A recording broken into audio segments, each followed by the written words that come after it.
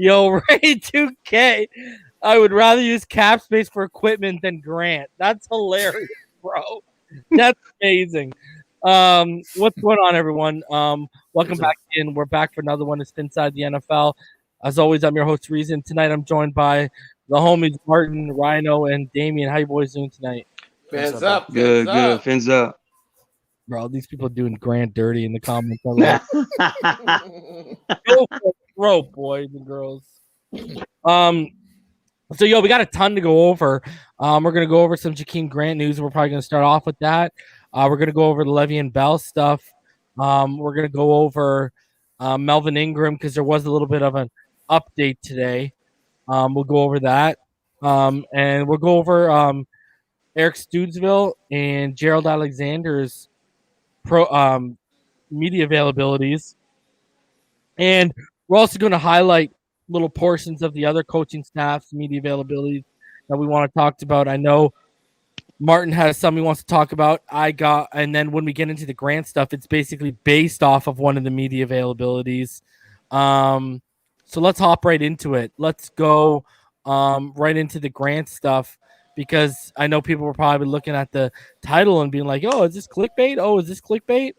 So basically, what happened was our special teams coach, he was basically Danny Crossman said Jalen Waddle will indeed have a chance to compete to return punts and kicks. Mm-hmm. Murphy McGuire, in case you don't know who he is, this is the agent for Jakeem Grant.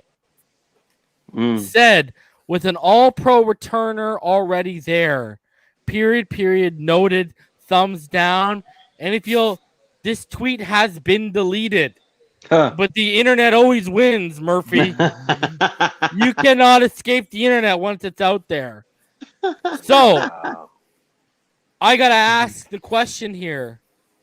With the logjam at receiver, okay, and we'll get into it, and I'll show the exact article I'm talking about. But if you didn't hear, guys, Jalen Waddle, according to sources, is getting first-team reps right now. Yep. Mm-hmm. So, when you add in Waddle and Parker are probably the other ones getting them, and we got a logjam with Preston, Hearns, Wilson, Grant, all these guys, could this be a signal that Jakeem Grant is just a matter of time before he is done in Miami? They got 4 guys lined up to take his spot for returning because no one cares about the receiving. That's the way I see it. Mm-hmm. So, I would jump in and say, I mean, since the pick came in at number 6, I was like, oh, bye Jakeem, and obviously with the agent, who knows if the agent was even aware that selection at number 6 highlighted everything that Jakeem does, but at an accelerated rate. There shouldn't be a surprise for anybody, but it is surprising to see an agent, kind of throw out that sidebar like, yeah, I think we're moving on from Miami. That's kind of the writing on the wall, if you ask me. I think that's it, man. yeah. Don't forget, you also got Noah that can return punts, Javon Holland that can return punts. It really Wilson can do kickoffs. Robert Foster. I like Lynn Bowden, and bro. Kickoff, sorry. And I like Lynn Bowden as a returner. Well. So what are your thoughts, Damien? It really, I mean, looking at, especially with the Waddle thing about there being comfortable with him returning punts and knowing that he did that in a big time program. And he can do it in the NFL, and then with the other guys that y'all just named, who can do that also. And then looking at it as receiving. Anything that he could board us receiving as far as stretching the field, we have that with Waddle. We also have that with Albert Wilson coming back, who's going to be hungry. Then you can put in a Lynn Bowden and also Will Fuller, who only has a 1-game suspension. So that eliminates him from the receiving corps. So the only thing he can provide for us is returning punts. But when you have Waddle who can do that, and you can also sprinkle in Reuben Foster. I might be Robert Robert Foster, who that's going to be how he's going to cut his teeth to probably make the team. Yeah. Right. It's not looking good for Jakeem Grant, and Foster is cheaper than Grant. Waddle, we've already signed, so who's the expendable one? Jakeem Grant. At least he makes that top 6 because probably going to carry 6 or 7 receivers. So do we think that he can make that spot? I don't think so. I could be wrong, but I don't think so. Mm-hmm. And I'm actually glad you brought up Robert Foster because, you know, he was one of the signings where I was like, okay, we're upgrading the special teams as well because Ethan Carter is at tight end. We just drafted Hunter Long.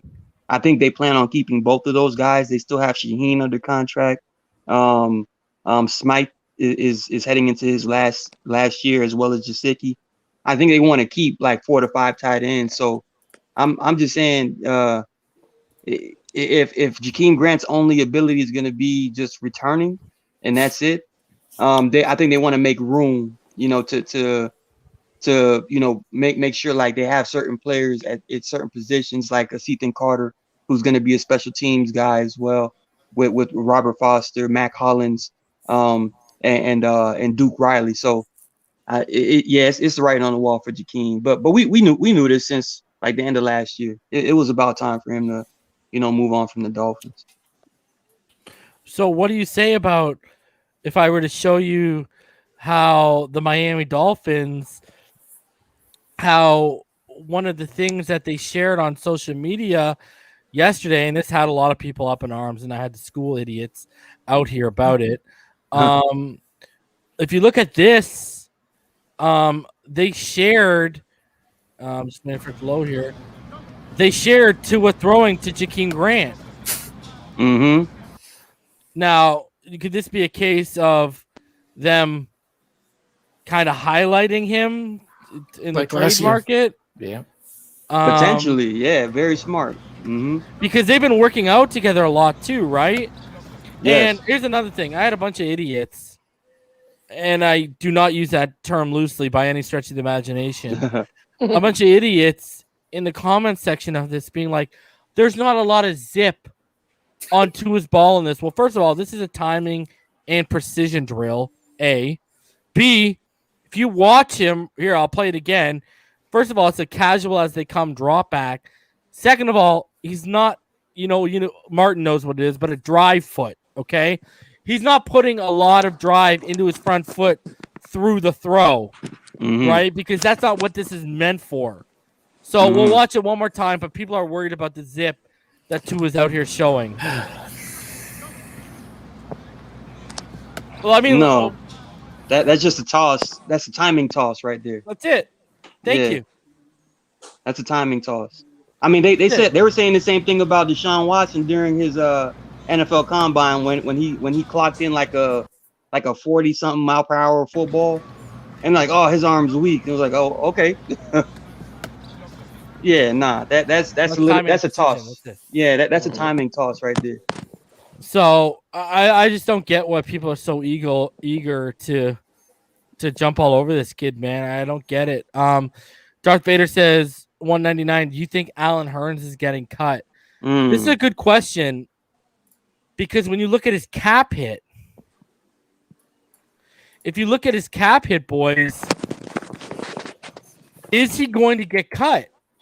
Or are they going to have they back themselves up into a point where they have to move him? Because in 2021, he has a base salary of $1.875 million, a roster bonus of $525,000, a workout bonus of $50,000, a total cap hit of $2.883 million, and a dead cap value of $3.36 million. Oh. I don't know who wants to trade for him though. Like, yeah, God. I don't know. How'd they back themselves up into a position where you have to keep him on the roster, or do you put him through waivers down to the practice squad and hope someone else claims him? Well, that's number one. Can y'all hear me? Yeah. Yeah. Okay. That you bring up a good point with the waivers thing because, I mean, he going into Speak closer now. Speak closer now. Going into camp, with injuries and something, him being a veteran receiver, that could be a possibility. That's probably the best scenario that I can possibly see, because if not, we're stuck with him. That's bad news. I didn't know all that, I mean, man. waivers is probably the best scenario, because going into camp, injury is going to happen, and him being a veteran receiver, a team will be more likely to give him a shot going into the season because it's crunch time. Wow, that's a good point, Reason, you just brought up. Wow. I don't know. I think that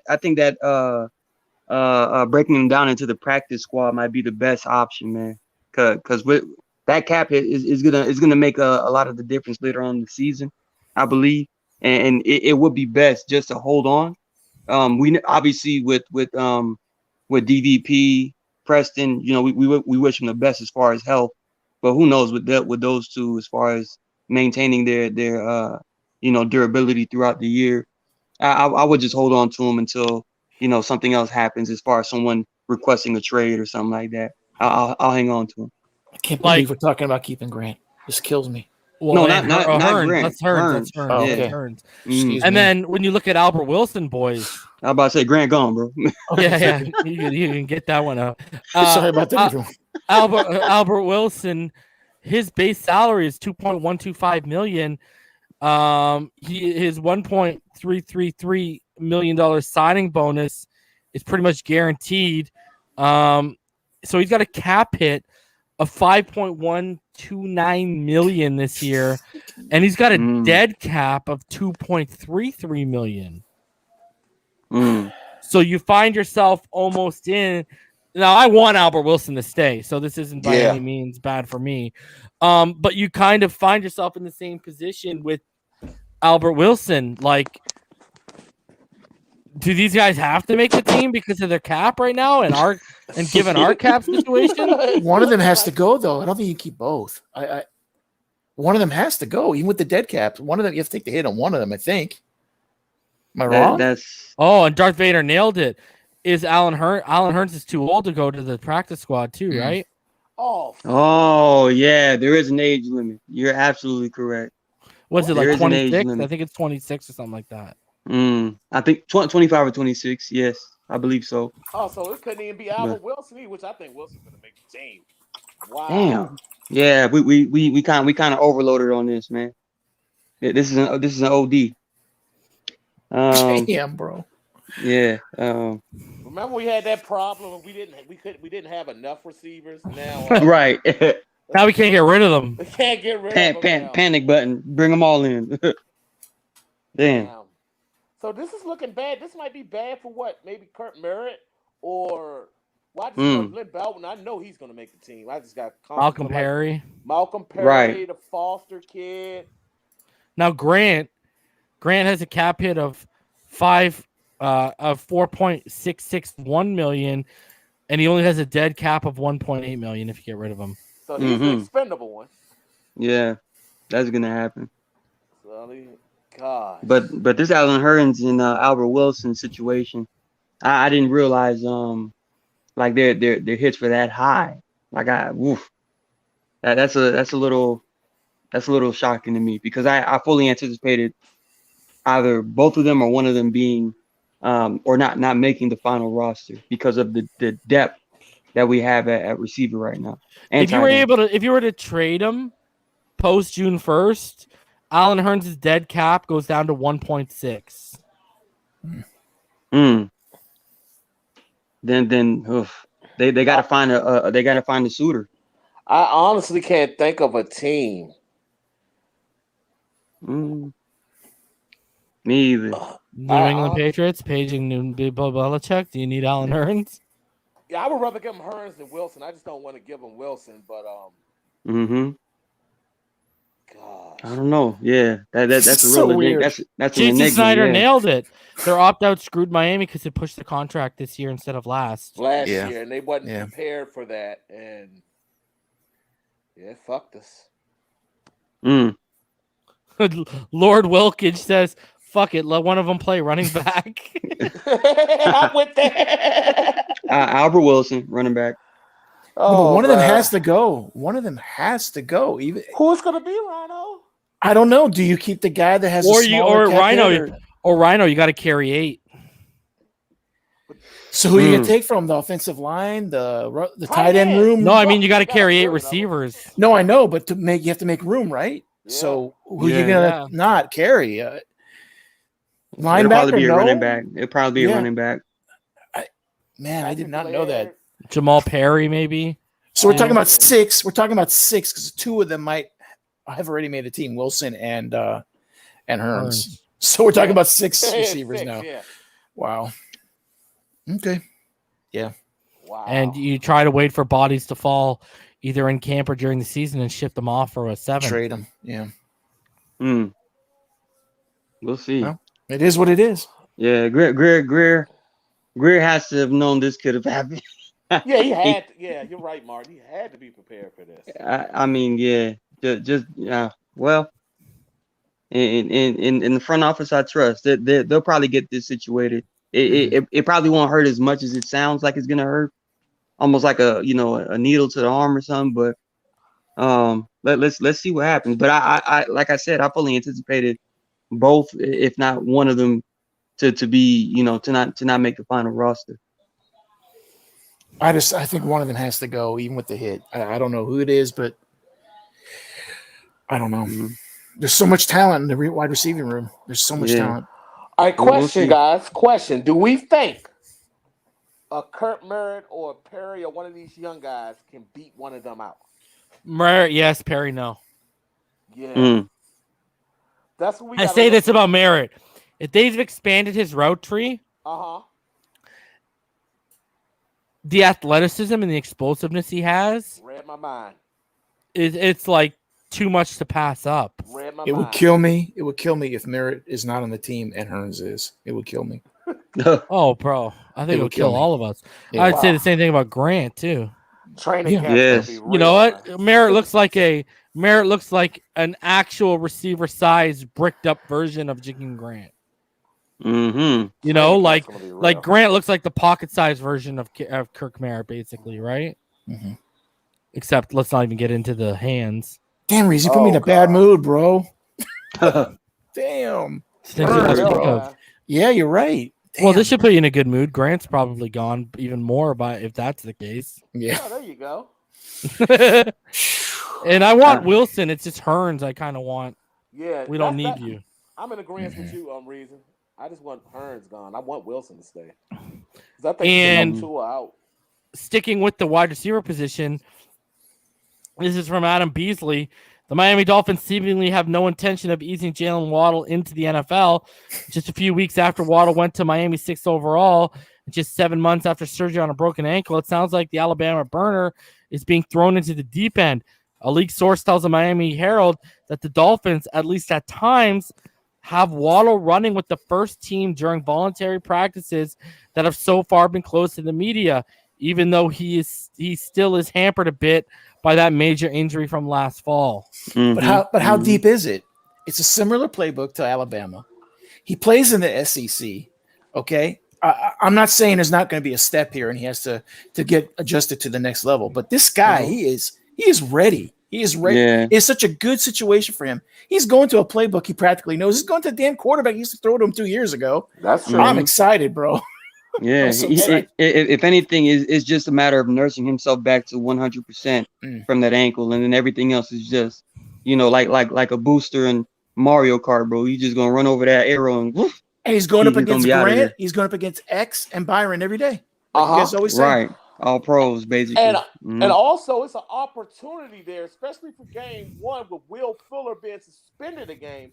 It's an opportunity there for him to be that dynamic receiver that can stretch the field and Good dictate point. coverage. It's an opportunity there, Mhm. and the kid's up for it, man.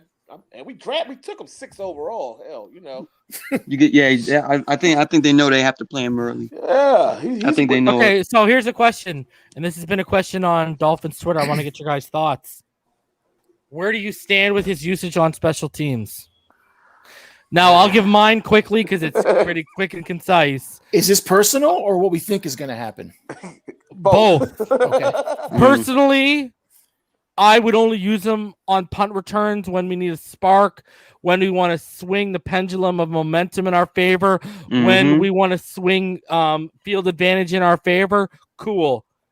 I don't want him on kick return, okay? We got Bowden, we got Holland, we got all the Robert Foster, Kirk. We got all these guys that can do that. Iggy. Right? Iggy, too. Now, what do I think they're going to do? Because he's so explosive and dynamic, I would not be surprised if they used him on both. You're gonna do it. They just bought a Ferrari and they're taking it on the worst highway. Potholes and all that, bro. Let's do a $140 on potholes, bro. That's exactly how it's gonna look. Let me say this. You know how mad, and at the end of the day, they don't give a shit about what we think, but well, maybe they do, but you know what I mean? But you know how mad this fan base will be if he gets hurt on a kick return? Wow, yes. I'll need a week. I would need a week. It would be I'll need the season, bro. Yeah. Oh, man. We invested a lot in him. You got to think we traded back up. You know, it was a lot that we gave up. A first-round pick, might as well say. We gave up to move back up to take him. I know. God, that would be devastating. I know. So I mean, again, he's coming off of the injury one, so he's still, like I said, which he gained on kick return. Right, precisely. So I think the Dolphins have to be mindful of that reality. The only reason I believe that they're throwing out not Jakeem, but Jalen Waddle as a candidate to take on the starting role on kick return or punt return, it's almost like to just suggest that it's about time for Jakeem Grant to be ushered out of Miami. But trust me, Noah Igbenogany, he can return kicks. I want Lynn Bowden because strictly because he's fearless. I want him to return kicks on kick return personally. But like how you're saying, reason situational football. You wanna make a big play, throw Jalen Waddle back there, let him flip the field for you, and that's all. That's all I use him for. I agree with Reason 100%, but let me ask you guys a question. If it meant Waddle not doing any special teams, would you keep Grant, even at his current salary, to do those things? Hell to the no. To the no. I would keep him. Hell to the no. I would keep him for a better salary. I would keep Grant for a better salary. You know what, bro? Here's what worries me. This guy's not even smart enough. This guy doesn't even have the mental fortitude or the mental forethought. Put his hand up. Oh, that's all you got to do, bro. That's it. That's all you got to do. Yeah. His helmet gets in the way, though. His helmet gets in the way of, That's my problem, bro. Don't we have guys that take his place at that, like return kicks? Like we have guys that can do that. Yeah, we really do. But I just think they're going to use him, man. I just really think they're going to use him. I think they love him for that. They keep talking about it every damn time they talk about it. We're going to be holding our breath every. I'm not going to be looking. But hey, we put up what the agent said, and what Crossman said. Our special teams coach, they're going to be giving Waddle every chance to win. I'm just saying. I don't want him back there, bro. Same. I don't want him back there, man. Will he be back there week one? You think he'll be back there week one? Because he's going to get a lot of opportunity returning punts week one with the offense we going up against. If he is healthy enough, like 90-95%, I would say toss him out there and let's see what type of plays he can make in the open field. As far as creating that initial spark and energy, I would say throw him out there. But once you see that he's more valuable as an offensive piece instead of a special teams piece, just go ahead and make that adjustment, put in whoever else you need to put in, but reserve that energy for offensive plays because we're going to need it, bro. Agreed. I would think, like, I can understand in December, playoff push. Have him out there every fucking game returning punts and kicks. Playoff push. Right. Mm-hmm. But, oh, man, September and October. Oh, man. I'm impressed again. Nah. It's gonna be honestly. And we keep saying this. How reasons explaining. Situational football is when you need to put Waddle in. Punt return, you're down by 4 points, you're down by, a touchdown or whatever. If you just need to flip the field like ASAP, you got to throw Waddle back there, get your blocks right, and that like we have the special teams guys to really form that wall for him. Keep it rolling. I'll be back in 1 minute. Keep it rolling. Got you. Yeah, and again, I'm more so obviously I'm more so worried about him potentially re-injuring himself on special teams. But I mean, if we have to, man, let's test out the vehicle, man. Let's see how much juice he can put into the return game, because Jakeem Grant, as much as we wanted him to take that step forward as a receiver, he was just really a return guy for us. He made the All-Pro team this past season, but even with him making the All-Pro team, we still saw that we needed to upgrade our return position, just because it's not as dynamic as other returners in the NFL. So, I mean, if they want to use Jalen Waddle like right now, you use him, man. Just be mindful as far as how many pitches you give him, because we need him on offense. I got a question. I pose this question then. Okay. Do we have, I think y'all understand what I mean by this. Do we have a Nicole Hartman? You know what I mean by that? Like, because we know Tyreek Hill is the true burner on that team, but Nicole Hartman steps in and he's that other guy who they use to return punts and kicks. Yeah, he can stretch the field as a receiver, but he's not their one. So Foster? Foster, maybe? Yeah, do we have that Nicole Hartman that we can use to replace that could still give us that dynamic to flip field position? But we don't. Would you keep Foster just to return special teams? Foster is actually a really good gunner. That I think that's why they signed him, and they re-signed Matt Collins. Okay. But as far as the returner, I'm not too sure how. Because the standard for kick and punt return is Devin Hester, right? And Devin Hester was it almost seemed like it was the easiest thing in the world for him to just read his blocks, set themselves up to make that essential wall for him to accelerate and just run through, right? I don't think Foster has that ability, to catch the punt, see, where guys are coming, make that, initial guy miss, and then, set up the blockers and then run past. I don't know if Robert Foster can do that. He has the speed, but I don't know if he has that innate ability to make guys miss and follow the wall. It's going to be Waddle, guys. I think it's going to be Waddle as well. But again, Noah can return. Lynn Bowden Jr. can return. If we have to, I'd rather put Javon Holland. Well, let me not say that, because Holland. They're starters too, Mark. Yeah, I'm about to say Holland's important in that secondary now, bro. And then Noah, we spent the first round draft pick on. Like, how comfortable do we really? I know his role ain't where we want it to be right now, but like, how comfortable do we feel? That's why I brought up the Nicole Hartman thing. Yeah, and if that's the case, right? That you're saying, Damien, we got him in the first round. We don't know what his role is going to be just yet, as far as will he play nickel, will he be boundary? If anything, since we drafted him that high, just throw him out on the field. Put him on the return game, man. Let's see if he can create a type of niche for himself to where he's being used like how we need him to be used. Obviously, we barely used him last year. We tried our hand early on in the season, and he just wasn't quite ready.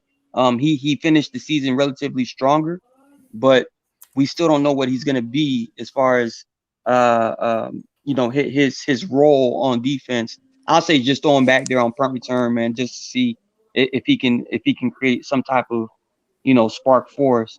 But like Rhino's saying, I think Jalen Waddle is a clear cut guy. Like we have to use him as the returner to put us in a better position offensively and to start drives out fast. So I don't know, man. Yeah, but Rome, we're not talking ourselves into it. The logic is that they keep talking about Waddle as a returner. They're bringing it up. No one asked them. They bring it up all the time, and he's great at returns, and we like his talent at returns. And he's dynamite. But the issue that we have as fans is we don't want to see the guy get hurt. Yeah. That's the issue we have. But I don't think coaches think that way. I don't know, Martin. You know much more about that than I do. And me, I mean, yeah, and I suppose the coaches know what they're going to be getting out of all of their players. They again, every player that they bring in, they bring in for a specific tasks. They bring in for specific roles. So I'm telling you, with Jakeem Grant probably on his way out, best of luck to Jakeem and the next team that picks him up. But with him on his way out, kick return and punt return becomes a real need as far as who you want to put back there. And again, if we're still trying to monitor Waddle's recovery, because I don't believe he's 100% just yet. I think you have to entertain the other options like a Noah, like a Lynn Bowden, like a maybe even Malcolm Perry, because Malcolm Perry, I think he's going to be on the bubble as well. He might be volunteering himself to return duties if that's the case. You know what I mean? So what about this logic, Martin? It's a football game. What difference does it make when a player gets hurt? Unless it's a blowout. That's what Michael Polsick asked. What does it matter? I mean, I was about to say it. Go ahead, Dane. I was going to say, being that he got hurt on the special teams playing college, and then we drafted him 6th overall, and gave up a first-round pick to move back up to draft him. I'd have rather for him to get hurt, catching a touchdown, or attempting to catch a touchdown, running a but what he's saying, and I kind of halfway agree with it, is like, okay, let's say he returned that kickoff and they were at the 6, okay, and they throw the ball to him the second or the first play, and he gets hurt. Does it really matter at that point? I mean, he's hurt just one play later. You know what I'm saying? Yeah. But I would still try my best to put someone else in those positions instead of Waddle because of the reality that he's going to be a big piece of how we're going to have an explosive offense this year. If you can manage, potentially keeping people out of harm's way. I mean, not obviously I'm talking about fantasy right here, but Friday Night Lights, man. I watched the movie the other day. Boobie Miles wasn't supposed to be on the field, bro. The kid couldn't find his helmet. Boobie was like, all right, you don't want to get your reps, let me get back in there. Next play, boom, knee gone. I mean, like, you never know. You never know is what I'm trying to say. So if you have the ability to manage certain reps for certain situations in the game, I would exercise them, because obviously game by game there's a completely different plan in place for how we're going to be attacking certain teams offensively, defensively, special teams. I would say manage your guys appropriately considering what they can do for you best, so I don't know. I'm still hoping that they use Waddle in situational, in situational circumstances where we just want an impactful play. Well, let me give a little history to this, right? Like, and we all know this. Preston was used for punts in his rookie season, and he got hurt. Now, is Flo gonna learn from that? What we think you may learn from that? Or is he going to go, nah, he was good. He's the best guy we had, and we had to use him there.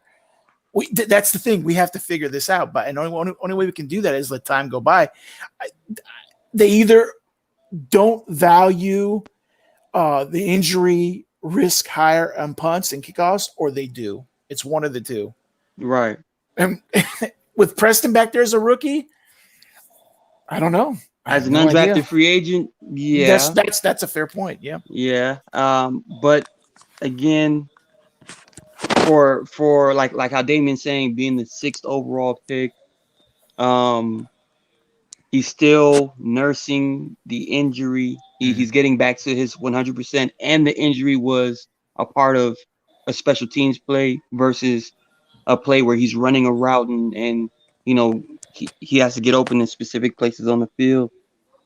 I just don't. I don't see the Dolphins taking too many risks with this type of player. I'll And, give you. and I'm sorry. Go ahead, Mhm. Martin. I'm sorry, brother. well, I was going to finish by, especially considering he is the 6th overall pick, and we do need wide receivers Mhm. at like that. That's mandatory now, considering what we had to deal with last year. I'll tell you this. I just thought about something. You and Rhino made me think about this. Mm-hmm. That I think they might value maybe getting injured. Think about it. Tua in that Denver game. Tua's Okay. had the 5th overall. That Mm. offensive line was not doing our quarterback no service.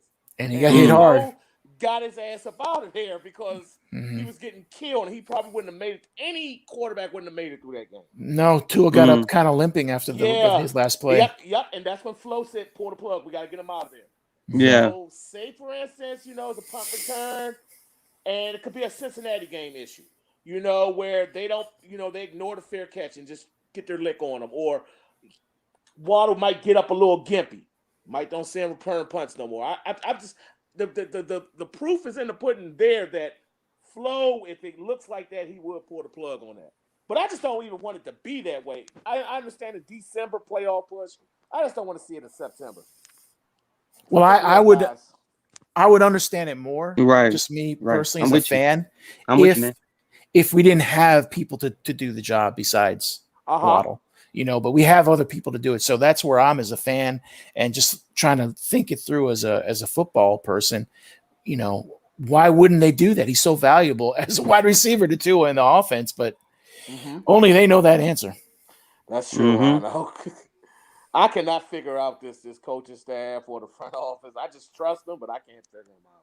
And we don't know whether it's a good thing or a bad thing that we can't figure them out, man. That's true, man. I don't know. That's true, man. But I still like how we're staying consistent with the rebuild. There was a lot of trade talk here and there about certain players linked to Miami. I mean, we say block the noise, like it's good to say it, but when you can actually do it, bring it into fruition and follow through on your plan from year one up until now, it's like you gotta take your hats off, man, because people would have deviated, bro. They really would have, bro. But and we gotta look at it like this: do we think that they can improve 1 to 2 games? Because if we do, we're in the playoffs. Yeah. I think they do. And fighting for the division going into the last week of the season. Because that's what that's where we were like the week before the last week. We were fighting for the division. So 1 or 2 game improvement, we're there. We're there, guys. Y'all can hear me? Yes, sir. Yeah. My fault, man. I cut off, man. Yeah, I think 1 or 2 game improvement is definitely in the cards for sure. I mean, you make all these trades and moves during the free agency. You bring in McKinney, you bring in defensive and nose tackles to the team to help the defense, which is already the strength of the team. You bring in that kid Coleman 2 years ago, was an excellent slot guy in coverage. There's just competition everywhere. We bring in Holland, you bring in Eichenberg. I mean, how can you not improve? Yeah, I mean, the Pats improve, but there are 7 wins, right? Or 9, or were they 7? 7. They might go to 8 or 9, maybe. That's not good enough. That's not good enough. Jets are still going to be the Jets. You're gonna stomp them. The Bills is where the issue is. We have to beat the Bills. We have to at least split with the Bills, in my view. If we don't split with the Bills, we're in trouble. And that's why I think those first 2 games are very, very pivotal. We have to go in there and beat New England. There's no excuse. We need to beat New England, especially in Foxborough. We have to do it. With the offense that they're putting out there, I like our defense's chances. Yes, they have a very elite defense, but I like our offensive weapons going against that defense. We have to win that game, and we have to beat Buffalo psychologically. After what they did to us last game of the season, we have to go in there and beat these guys. It's in Miami. It's going to be blazing hot. We're going to put them in those blue uniforms. There's no reason why we shouldn't go in there and remember what they did to us week 17 when they ran the score up on us. Yeah, we did. We have to go. They took it. They beat and they eliminated us from the playoffs. Those 2 games against New England for what happened week 1 and to get that psychologically out of our head, and also Buffalo week 2. those two games will really show us where we're at as a team. Because we have to start off hot, because last year our issue was starting off slow at 1-3. That was our issue, and it came back to haunt us. We have to start off hot. Because if we start off 2-0, damn it, the only game I can see us losing in our first 5 or 6 games is Tampa Bay. And who knows with them? But if we can start off 2-0, we can really do something special. And we have all the weapons to do something special. We have a quarterback that's coming back healthy with all the weapons at his disposal. And believe it or not, a better running game to me on paper, as much as I crap on it. And the defense is elite. So, those. And y'all can hear me? Yes, sir. Yeah, we can hear you, brother. All right, perfect, man. I don't know what's going on, but I think like what you're trying to say, Damien, and I'm with you, man. As far as getting over these psychological humps against the Patriots, the Bills, and just any team that we deem as a game that we don't know if we're gonna win or not. Leadership is gonna be key. Like as far as if we get down in these games early, or even if we're up early, it's gonna be vital for us to maintain the same type of consistent energy of focus and really just keeping our foot on the gas on both sides of the football in order for us to kind of set the tone and message that, hey, the Dolphins are really building a dependable and sustainable product out here, that every single week you're going to have to circle Miami on your calendar. So I'm hoping that's what we're trending towards because of the leadership with Brian Flores. But I still don't know for sure if that's really what it's going to be. That's to be determined. But I just like the trajectory of everything, man. So I'm with you. Patriots week 1 and Bills week 1. After those 2 games, we're really going to know exactly where we are. And you know what? And we got to look at it like this. Even though last year we didn't make the playoffs, the value of Tua being the quarterback in a playoff run. He was the quarterback in a playoff run. The majority of that Go screw yourself, Florida born. We were. Thanks for the donation, though. We were that 7th seed. We were either the 7th or the 6th seed in that playoff run until the last week of the season. So that experience right there with Tua knowing that I led this team on a 6-3 record during a playoff run. Those type of things would pay dividends in late November and December, because guess what? He's seen it before. He knows how it feels to be in a playoff run during crunch time in December. So I just think that's going to really pay dividends later on in the season for us. For me, we're going to get into another subject with another running back. But if we get that running back that Reason's going to talk about, I'll feel more confident. We have to be able at some point. There's going to be a short yardage situation. They know it's going to be a run, and we're going to have to get that first down. And until our running game shows me we can do that, I'll be more confident that we can beat New England in New England. Belichick to me always has something up his sleeve. That's how I view it. I could be wrong. You're right. True. So what Rhino is referring to is a post by the NFL talked about the offseason additions we've made to this team. And it said the Miami Dolphins have made a splash in this offseason. And if you look down here, Le'Veon Bell said, yes, indeed, with an emoji there. Uh-oh. And that led fans to speculate that maybe Le'Veon wants to try it out again, coming back to the Miami Dolphins, even though he turned us down last year or whatever, to go and win. He wanted to go win a chip. Now, in KC, guys, he averaged 4 yards a carry, and I believe, if I'm correct off the top of my head, he averaged about 8.6 or 8.2 yards per reception. So what are people's feelings on potentially adding Le'Veon Bell? Because if you look at it, they kind of gave him a rest. They did. Yeah. They didn't put more tread on the tires when he went to Kansas City. Yeah. So, and if he's sitting around right now, guys, and he's been sitting around for this long, clearly the offers of high money and multi-million dollars aren't there. It is what it is now. Like, would you sign him to a low risk, high reward type of contract where it's a low base, but it has incentives riddled throughout it. Yeah. I think that's the only way it can be done. Anything beyond that, it's a hard pass, right? Because for the last 2.5 years, he hasn't shown a damn thing. You're going off way past reputation. I just think the guy's a dog at some point. Is the dog still in him? I have no idea. But I'll tell you what, once they sit down with him and talk to him, if he's interested and they're interested, they'll get a good feeling for it. And my thing is they went after hard for him last year. And I understand why it's easier last year than this year. I get it. Yeah, they offered him more money than KC did, right? Right. But there's obviously nothing. No one can deny this. Not that any of you are, but no one can deny this. They have interest in him, or they did at one point. So I don't think you can just brush it off. Right. If there was past interest, and we're talking about Chris Greer making it known that he was interested in the past, obviously a calendar year later, who knows where that interest still lies.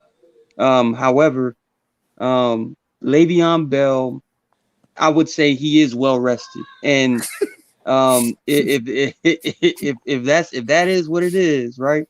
If he has minimal wear and tear on his body for the last 2 seasons, a low risk, high reward contract would be nice. The only thing as far as maybe a backlash would be, will that interfere with the potential plan for the running back by committee? Because Studesville is very open about if a running back shows that he can be that guy, the running back by committee almost automatically shuts down. And it's about, it's about just letting that hot hand ride it out as a feature back. And he's hoping Myles Gaskin can be that guy. But if a Le'Veon Bell comes in, who we all know his career, we all know what he's capable of if he's, committed to the grind. That's a dangerous guy to have. And I think Le'Veon Bell would highly consider the Dolphins, not only because of prior interest, but the interior. Martin, this is the thing, though. This is the thing. We're not talking about him coming to be a bell cow. At least that's not my view. My view is he's part of the rotation. That's the way I see it. But the way I see it is Le'Veon Bell is better as a bell cow than he is as a rotational back. Le'Veon Bell is one of those rare running backs where the more carries he gets, the better he runs.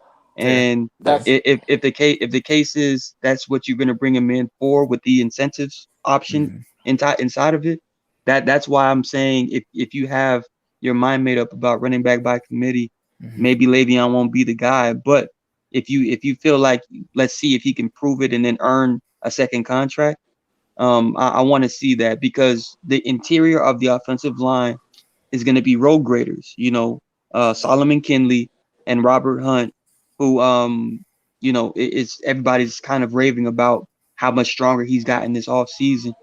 I'm like, yo, if this interior opens up that run game, and we have a Le'Veon Bell who's notorious for his patient run style and just allowing guys to open things up for you, it would be an interesting signing. But I don't know how, the coaching staff feels about it. What do you think, Damien? One thing, though. And I may be wrong. During the Super Bowl, they were asked Le'Veon about his interest with the Dolphins. He said he was still interested in the future. So that's what I've heard. I don't know if you guys have heard that or not. But if that's true, something's going on here is what I'm trying to say. Sorry, Damien. Oh, no, you're all good, brother. You're all good, brother. I think that it's a perfect scenario. Incentive-laden contract.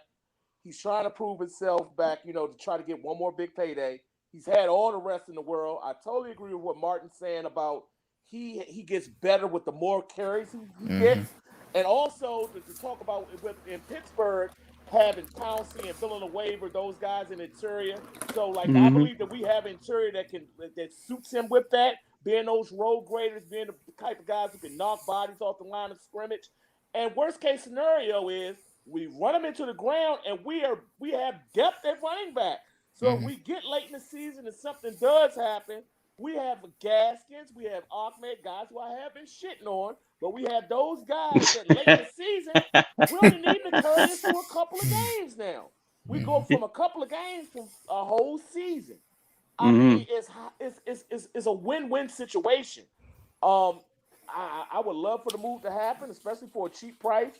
Give him a lot of incentives where we can ask this guy. It could be a game where we're up by a touchdown. We're going into the fourth.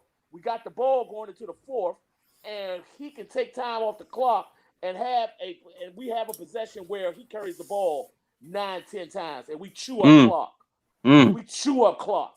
Yes. Jason Sanders just cap them off. We're up by 10, and it's like 5 minutes left. I'm just talking into existence. Those type of things can happen with that type of back. Just run him into the ground, and then we just, we got Gaskins if he gets hurt, because he's going to get hurt. That's one thing we know for sure about him. He gets better with courage, and then he will get hurt. So he'll limp off every now and then. You're right. It would help Tua. It would help Tua so much in the play action, man. Damn, then on third. Absolutely. Down, we suck that defense in on third and short and go over the top to Waddle or Fuller or defense. Absolutely. He's healthy, so I like it.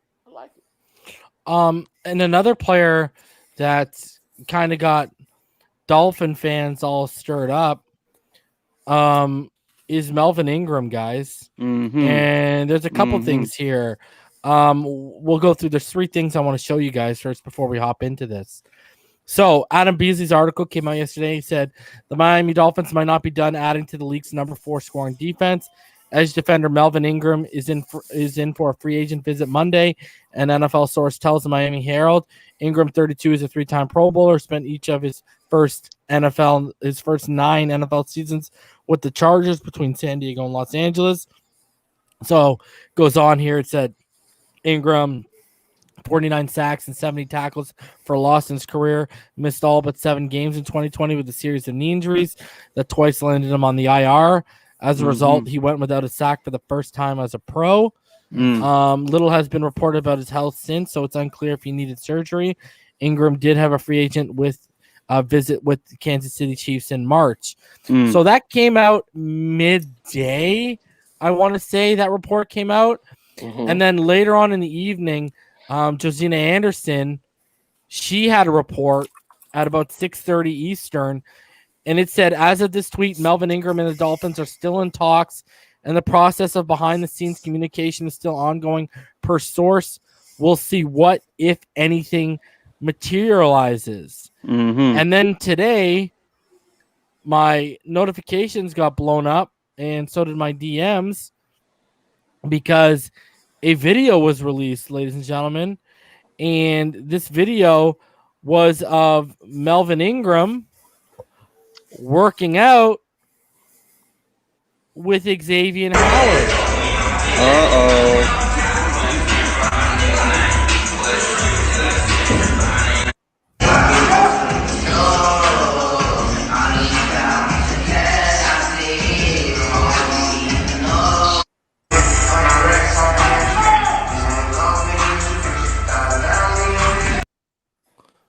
So, boys, trying to get in good. Trying to get in good with the guy. On them potentially. I mean, we're now getting to where we might have a log jam at edge now. I mean, you got Van Ginkel. Right. You got Ogba, who can stand up if you wanted to him. I still think they're going to deploy him as an end a lot more, like how you saw his usage last year. Obviously, Jalen Phillips. Beagle can not only play the middle, he can play the edge as well. What are your guys' thoughts on Melvin Ingram potentially being brought in again? I would have to imagine, boys, low risk, high reward type of contract where as well he comes in on a small base salary and he's got incentives riddled throughout his contract. I mean, this is a guy, I mean, you go back, you don't even have to go really that far back, boys, to see elite production from Melvin Ingram, right? This is the guy who's like 5 years removed from elite production. You know what I mean? This is a guy who, as recently as 2018? Yep. You know what I mean? If you were to take a look at him, you go back to 2018, like me and Martin just said, you go back to 2018, this is a guy who had 70 pressures. You know what I mean? That makes a difference. He had 11 sacks. 2017, 11 sacks, 76 pressures. The year before that, 8 sacks, 72 pressures. Even 2019, he had 8 sacks and 47 pressures. Mm-hmm. And we know that this defense, what does it depend on, guys? Not Pressure. the sacks, but the The pressures. pressures. Right? He's a disruptor. He Yeah. is a disruptor. So what are your guys' thoughts on potentially adding? And this is a veteran who can teach a thing or two to a kid like Jalen Phillips. So, and this You is just a took it right proven out. veteran. You just So, took it right out. what, and didn't he had a little bit of an injury in 2019 too, right? Yeah. Yeah. It was a time him and Bosa were both hurt. Yeah. So Mhm. so he still put up 8 sacks and 47 pressures that year. So what are you guys' thoughts on? And here's another thing, guys. When he drops back into coverage, he's actually good. Right. He's an elite athlete for his size, to be honest. And now I know he's a little long in the tooth at 32, considering who we currently have on the roster. Correct. But what do you guys think of the addition potentially of Melvin Ingram? And a follow-up question, I want you guys to answer this as well. If you could have one, who would it be, Le'Veon or Melvin? Sheesh. Son of a. Oh yeah, I like that. I love that question. Okay, so I will say this about not only Melvin Ingram but the pass rush. You can never have too many guys that can put the pressure on the quarterback, right?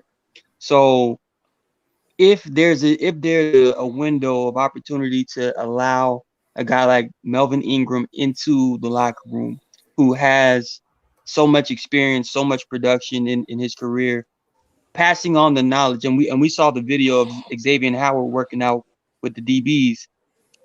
These guys just naturally want to teach what they know because they're just so good at what they do at this level. Bringing him in with a Jalen Phillips who has all the talent and the motor, all you need is that little tweak here and there as far as what to do with your hands, your eyes, and your feet. So bringing a guy like that in, that's going to be a positive regardless, let alone actually bringing in production from, a year off pretty much of injuries. Who knows what that can materialize into as far as production with Melvin Ingram. Also, one of the two. Son of a. I know, right? Give me Melvin. Give me Melvin. Give me Melvin. Let's go with Damien. Your thoughts? Well, first of all, I just want to say that I agree with you on this reason, and Martin, that he can bring something to the young players, something that we wanted that scumbag Van Noy to bring. He can help them figure out, put the guys under his wing, put them under his tutelage, that would be scum of the earth. And also, he is. And also, we're not asking him to take up 75% of the defensive snaps. If he can be there from 40 to 35 and be a situational pass rusher and be there during that playoff push, that's all we need from him. And he's going to add on something key to this defense, depth. Because we got to remember, Beagle's coming off the torn ACL. We got to remember that. All those things. And in the season, anything can happen. God forbid ABG gets hurt or anything like that. Or Jalen Phillips still needs a couple of, going off the rookie blues. We don't know that. So Melvin Ingram will be a big, big asset to the team. Being that said, as much as I shit on the running backs, I'm going to lean towards Le'Veon because I can see him being inspired and us running him into the ground to get into these damn playoffs or possibly win the division. Because I'm looking at what can help the biggest key to our team, which is our quarterback, Tua Tagovailoa. Correct. And helping him get that and jump over that hurdle. I think that you're going to see physically a totally different Tua, but to help him out, because every quarterback needs some type of running game. And it can just help us out in so many ways. Our O-line is built, especially our interior is built to have a guy carry the ball 25 times a game. It's built for that. And Tua comes from a system with that. So I'm going to say Le'Veon, but I wouldn't be mad with Melvin Ingram, if we had to choose between the two, because he can really pay dividends and help during that playoff push with depth and be that situational pass rusher and put guys under his wing, which that scumbag Van Noy couldn't do. Your thoughts, Rhino. I think it's a good signing in so many levels, like you guys have been saying. I agree, both Martin and Damien and you. He brings a veteran attitude. He brings things that he can teach the rookies. He brings a good work ethic. Everyone seems to know him. I'm assuming he lives in Miami. That's why he is working out with X. So there is some connection already with the team, with the players. Plus, what he brings is just something that this team does already, which is pressure. And if you can stack on that and bring a guy in that's fresh, you have a really deep line, right? I mean, a rotation, it could be a plus. So, and even though I think for us to win a game in the playoffs, we have to show the ability as a team to run on that 3rd and 1, 2nd and 3, must run situation. I think Melvin would be better value because of where he is in his career compared to Le'Veon. That's why I would lean that. And I think potentially our running back room can be very good if they do it right with the offensive line. So I would go with Ingram. Agreed. You son of a. Why not both? Are going to happen. Both are going to happen. That's my gut feeling. That's pure gut. Do we have the money for both to happen though? They can make it happen if you can bring in. They're $8 million right now. They haven't signed Phillips. They haven't signed Hollins. They haven't signed Eichenberg. So they're already looking to be in trouble there. I don't know where they're going to get the money even to sign all of them. And we're talking about bringing in Melvin and possibly a Bell. I don't know. They must have a plan. So I'm just assuming they know what they're doing. Let's ask the real question that everyone wants to know. Would you guys trade DVP? Yes. And a 2nd or a 3rd for Julio Jones? That won't work. That won't work. The cap won't work. You can clear the cap if you get rid of Hearns, you get rid of Grant, and you start moving contracts around. You can cut Grant. Oh, I think Julio. They're going to talk about his age, but he reminds me of like a Jerry Rice. This dude can still play, bro. Like also, I asked that question is because apparently. Report out today. There was 2 teams he really wants to go to. I believe one was the New England Patriots. I don't want that to happen. You got to speak louder, Damien. You got to speak louder. I'm sorry, y'all. I'm sorry. I do not want that to happen at all. It's deficient as I think Cam Newton is as a quarterback.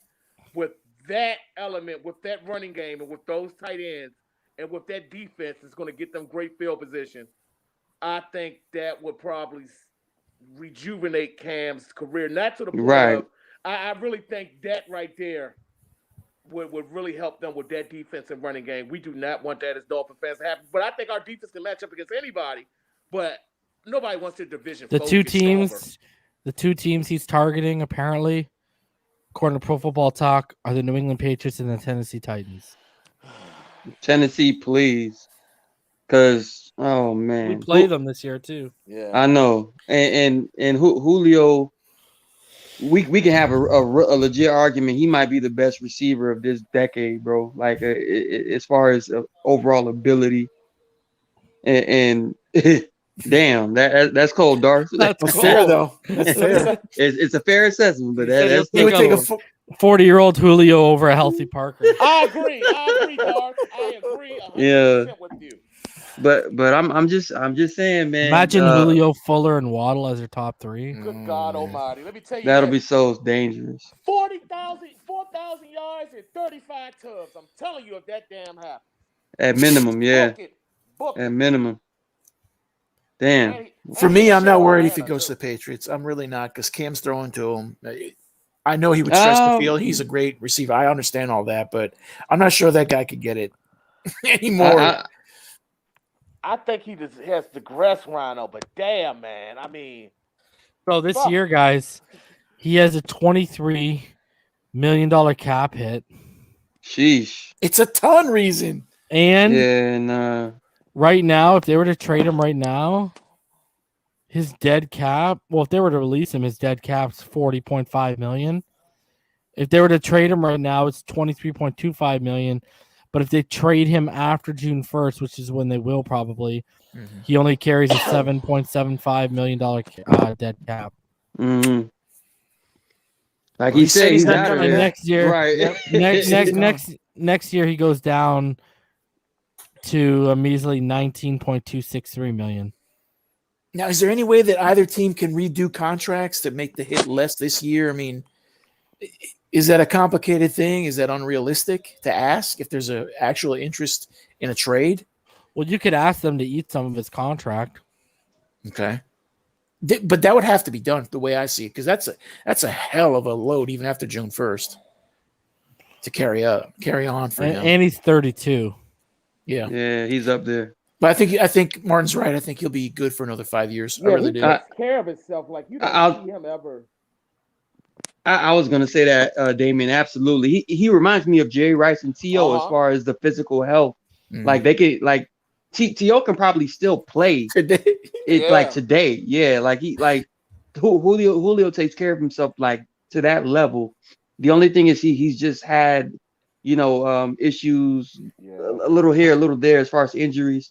But Julio's a physical specimen, bro. Like he can be 35 and still be a 1,000-yard receiver in this league. So but again, trading for Julio, giving up DVP in a second or third round pick, everything is going to be dependent on if Julio is willing to, give up some of that money to really solidify what can potentially be one of the better teams in the NFL if he can see the vision the way Greer and company can see the vision. I mean, if we can get him, I would love to. Julio is that dude. He's worth the second and third in DVP. I don't think that's absolutely. Well, at this rate, at that cap hit, we'd have to give him Grant, Hearns, DVP, Albert Wilson. Take him. Will you take half of our receiving core for him, please?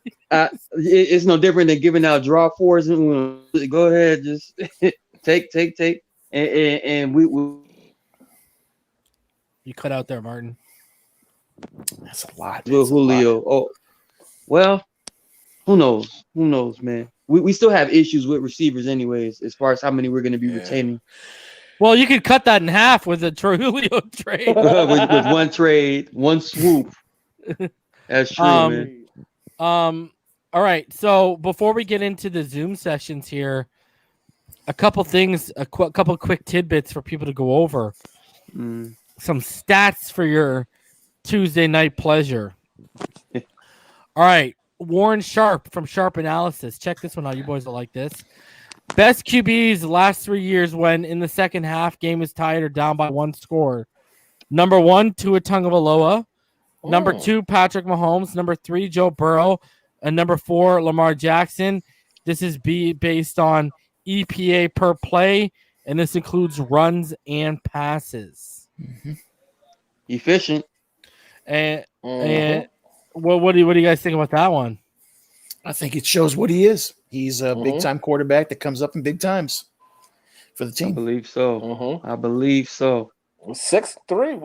We were either in the 6th or 7th spot. And just for everyone, EPA means expected points added. So, anyways, continue on. Go ahead. We were in the 6th or 7th spot for majority of this playoff push since he was a starter.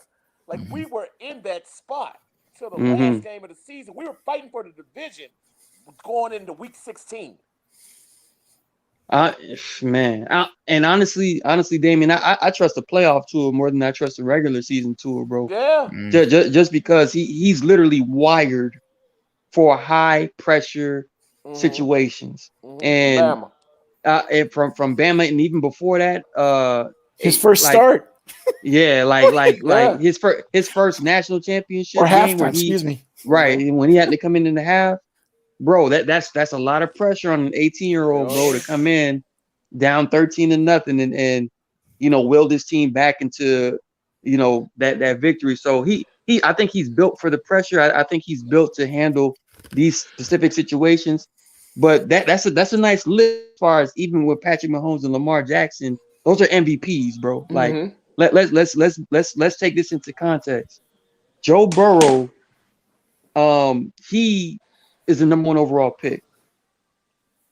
Tua is the number 5 overall pick, but Tua is coming off of an injury, a major injury, and everybody knows the situation with Tua and as far as how his rookie season was handled. If he's doing this right now, we can let's just go ahead and make that estimate and make that anticipation. I believe Tua will eventually be Steve Young when it's all said and done. As far as who does he remind you of? Now, other people might want to say, we'll see it when we see it. No, I'm gonna say it right now, only because I've seen him in pressure situations.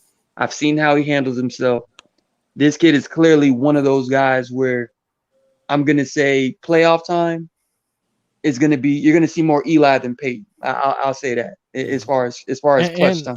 And guys, because I know some people have asked it, what does expected points added per play mean? So basically, this means the average expected points added per play in which an offensive player is directly involved. EPA is a measure of an individual player's impact on the scores of his games on a per play basis. Which is why I hated when he got pulled out of the Raiders game. That one really bugged me. The Raiders game, even the Broncos game, bro. That one I half understood it because he got hit, man. He kind of limped. I'm like, okay, that makes sense. The offensive line couldn't do nothing either. But that Raiders game, I did not get it. I really didn't. I think he could have had a shot. You got to speak closer to the mic, Damien. I think he could have had a shot in that Raiders game. Damien, it sounds like you're underwater. I'm sorry, y'all. Now you're good. I'm sorry, y'all. Yeah, I think he could have had a shot in that Raiders game. I agree with Rhino about the Broncos game. Definitely Raiders game. So, some stats, and here's another one for you guys. We're talking about X because I saw people saying, "Well, trade X for Julio." I don't know about that, but this is a good one for you guys. The highest ball hawk rate, 2020 season among cornerbacks, minimum 40 targets. Now, this is the percentage of targets where the nearest defender made a play on the football. Xavien Howard, 22.7% of his plays considered a ball hawk. Only Denzel Ward had a better rating, and this is because it brings in pass breakups and passes defended, not just interceptions. So I thought that was interesting. I thought that could put it into further context for people to see how good Xavien Howard is right now and what level he's playing at. You know what I mean? Yes. He wants the ball more than the receiver, pretty much, is what that's saying. You know? I wonder how many times other cornerbacks got thrown to. I wonder what that percentage is. Right. Because this is probably so high, they don't throw at him. Yeah. Very true. Wow, that's impressive, though. And then before we get into the Zoom sessions, boys and girls, an interesting tweet from Tom Garfinkel, because I know this question's been asked to me and Rhino a lot. And it said the new facility is coming along and will be ready soon in time for training camp. And these are some pictures. This is the outside, the entrance. This is the indoor facility that we were talking about last time. Beautiful. And then look at they even had to show off the bathrooms because they're balling like that. Wow. And then look at that right when you walk in above it. Nice stuff, right? And apparently, according to an article put out by Alain Poupard tonight, or Alan, if you want to call him that, fans are expected to be allowed to attend training camps subject to state and local guidelines, per Tom Pelissero.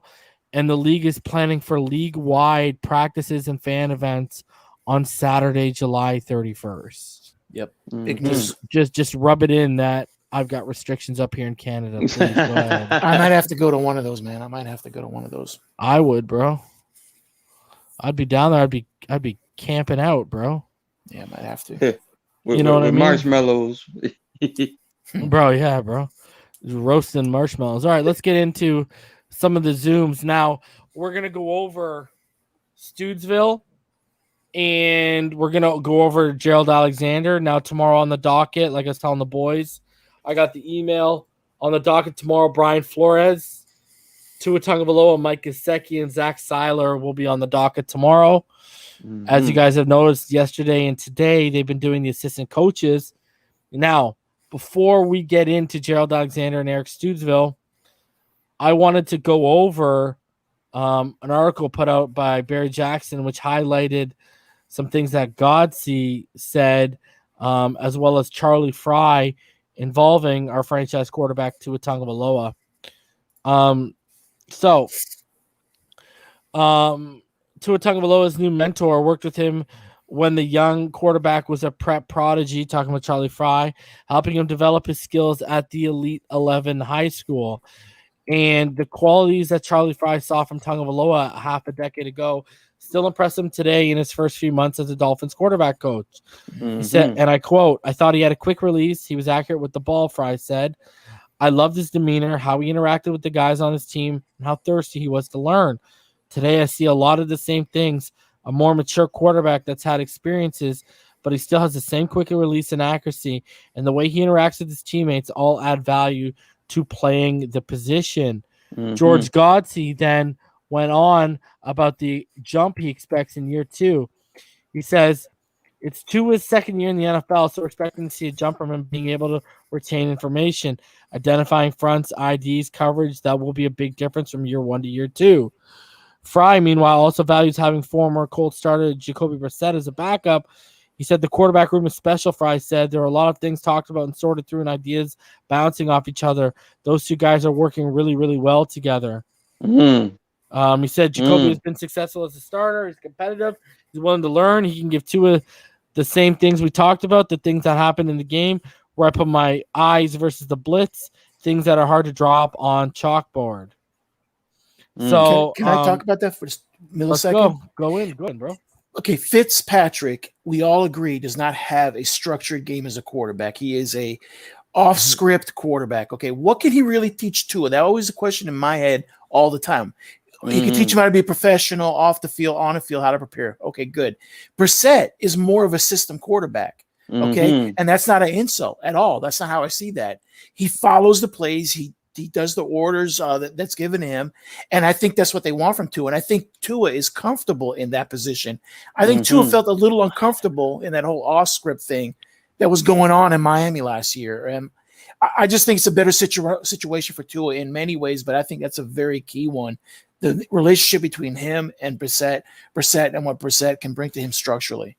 Great point, Rhino. I hope that's how it is anyway. That's accurate. So yeah, some interesting stuff there, boys. What do we want to start off with? Do we want to start off with Gerald Alexander or Eric Studesville? Alexander. All right, let's get the defense going. I love that guy. I love Alexander. And just another couple of little notes before we get into everything here. Coach Lem, right, our offensive line coach, they talked him about Skura, and he says he brings experience, character, grit, very high character. He said he's playing multiple positions. Right. He said guard would be an option, but there's a clear need for him at center. So, I mean, the reviews so far are pretty good. They said Michael Dieter and Cameron Tom are among others working at center. Danny Crossman, he also talked about the new punter, Michael Pilardi, who missed last season with torn ACL. He said, he's done some nice things. Hopefully he's 100% healthy and he picks up where he left off. So, screw Matt Hawk because he signed in Buffalo. So we'll see what we got. And don't forget Danny Crossman, our special teams coach, he also indicated that receiver Jalen Waddle and safety Javon Holland will be involved in the competition for return jobs. And that's because both were obviously outstanding at the collegiate level, right? Correct. Yes. So Javon Holland will also be in the mix. It's not just purely Jalen Waddle when we talk about the rookies here, right? Guys, go ahead, smash that like button, subscribe if you are new. We are 100 away from hitting 4K. So go ahead, smash that subscribe button if you're new here. Wow. All right, so let's start off with Gerald Alexander, the cornerbacks coach. And you made a good point, Rhino, when we texted today. What was your point? I'm trying to remember about Boyer if he goes. Oh yeah, my feeling is that we're going to have a defense that's going to respond this year. They're going to be one of the top defenses, and I know Reason and EM talked about this in the past. We're going to have a hard time keeping Boyer, and I think Alexander would be in the realm of taking the DC job when Boyer leaves. I think he's that talented. I think he connects with the players. I know he connects with me as a fan, and I think he has the aptitude to be the next guy, you know. I gotta see this. All right, so here's Gerald Alexander, and guys, we wanted to show this because there's some key points he makes about Jevon Holland. So let's get into it. You sure that's not Kimbo? Let me know you guys can hear this when we get going. To touch on something yes mentioned when Jevon Holland was drafted here about his communication and leadership skill set. I'm wondering from your perspective, how can a rookie establish himself as a primary communicator or leader on the defense early on?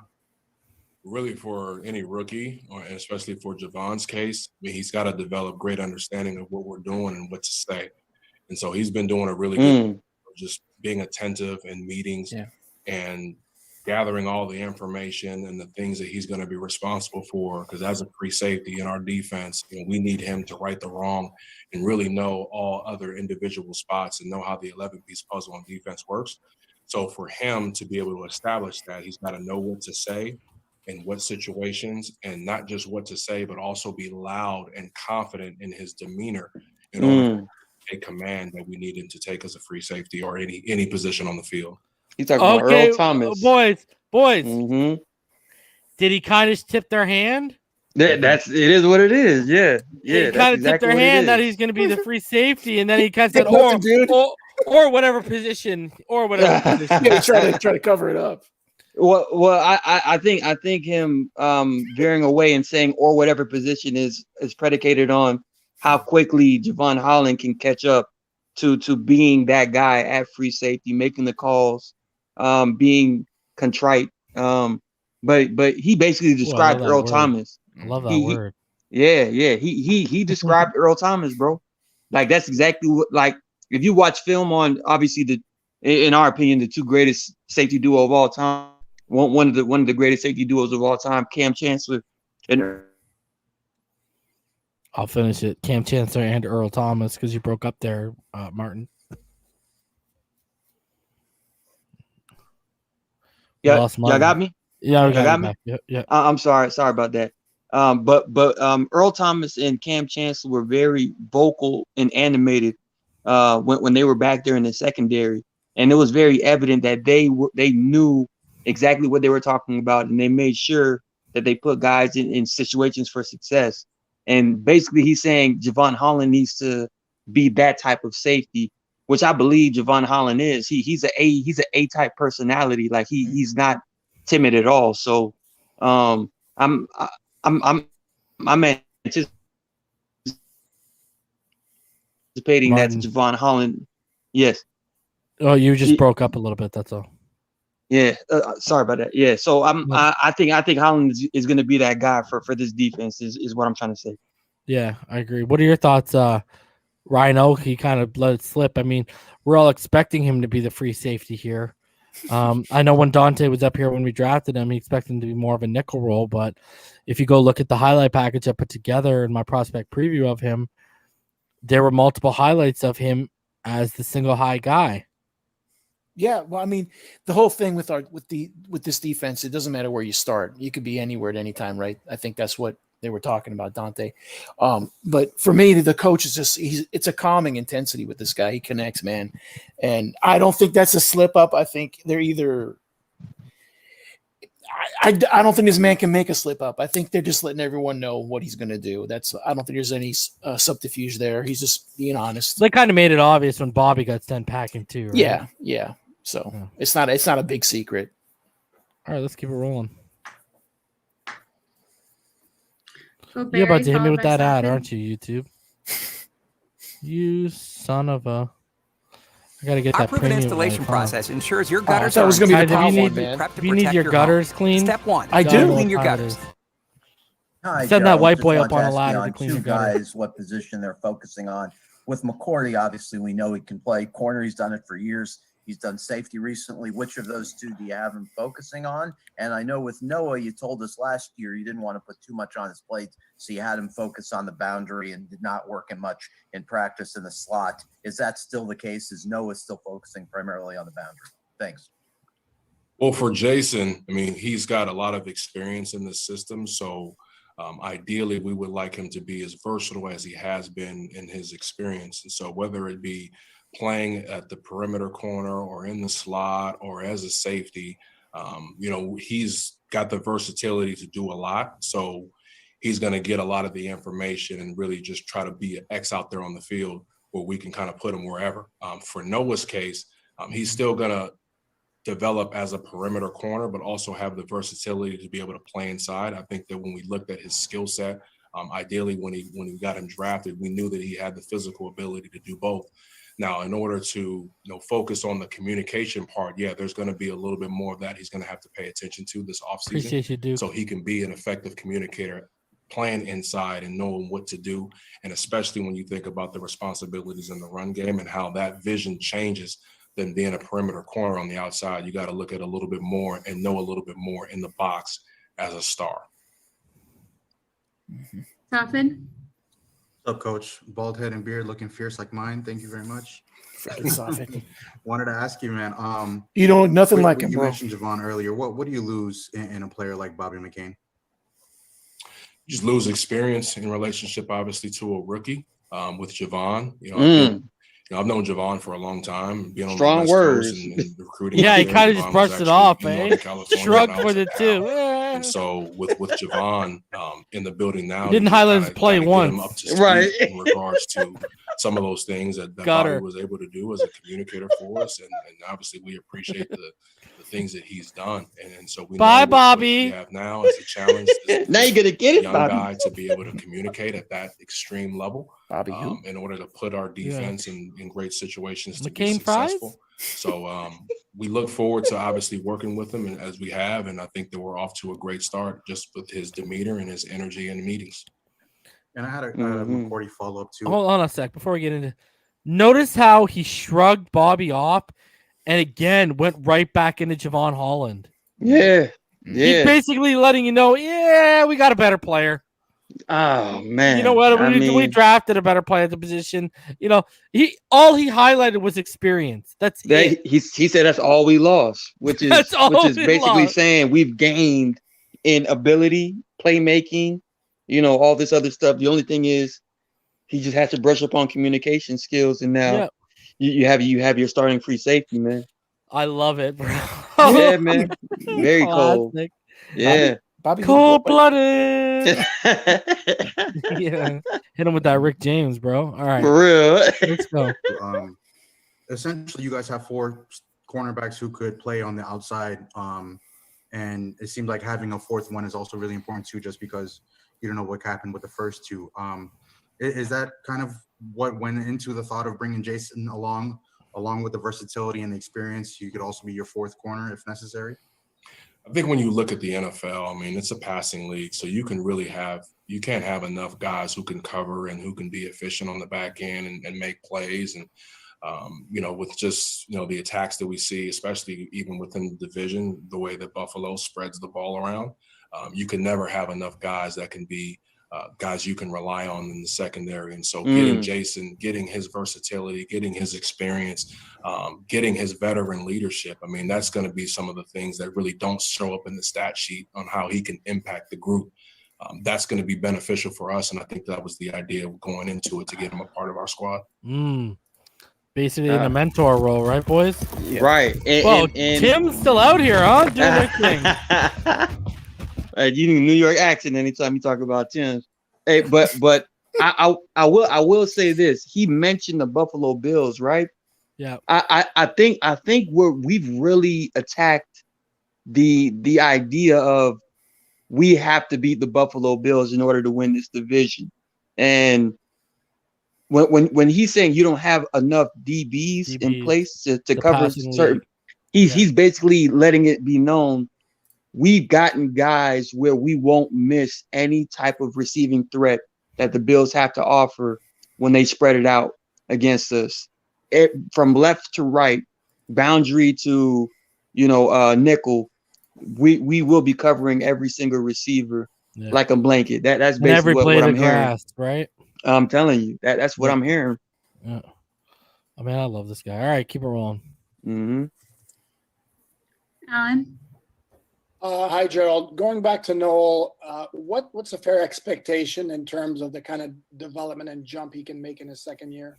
Noah Benogany. I don't necessarily deal in expectations as far as potentials. I mean, but I think that right now Noah is giving himself a great chance in regards to how he's being attentive in meetings and how he's developing out there on the field and developing his body. And the expectations are going to be the work that he puts in. That's what I expect. Mm-hmm. And so based on what he's doing so far, he's chomping at the bit to get into competitive situations to see how far he's come along the way, and only going to get better as he continues to work. And so who knows? I think that he has the potential to do a lot of special things, as we've always have thought about him and his skill set. It's just a matter of putting the work in and having it apply on the field and being consistent in the performance.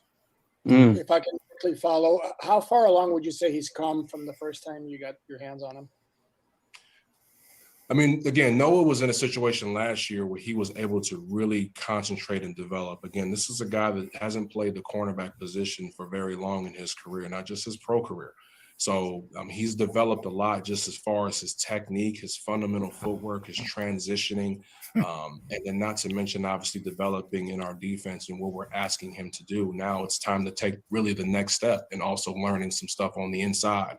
And now getting a chance to know what the run game looks like, what he's to look at, and guard guys in the slot that are dealing with a little bit more space and having a little bit more presence in the middle of the field, or any help versus out there on the perimeter. So we have a long way to go. I'm not going to sit here and sugarcoat that we don't have a long way to go, but I think that for him to be as good as I know and we know that he can be, we hope to continue to make strides where he can become what we think he can.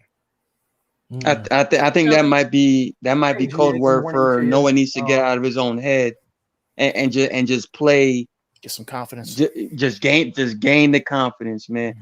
And trust me, we've seen Noah's workout videos and stuff.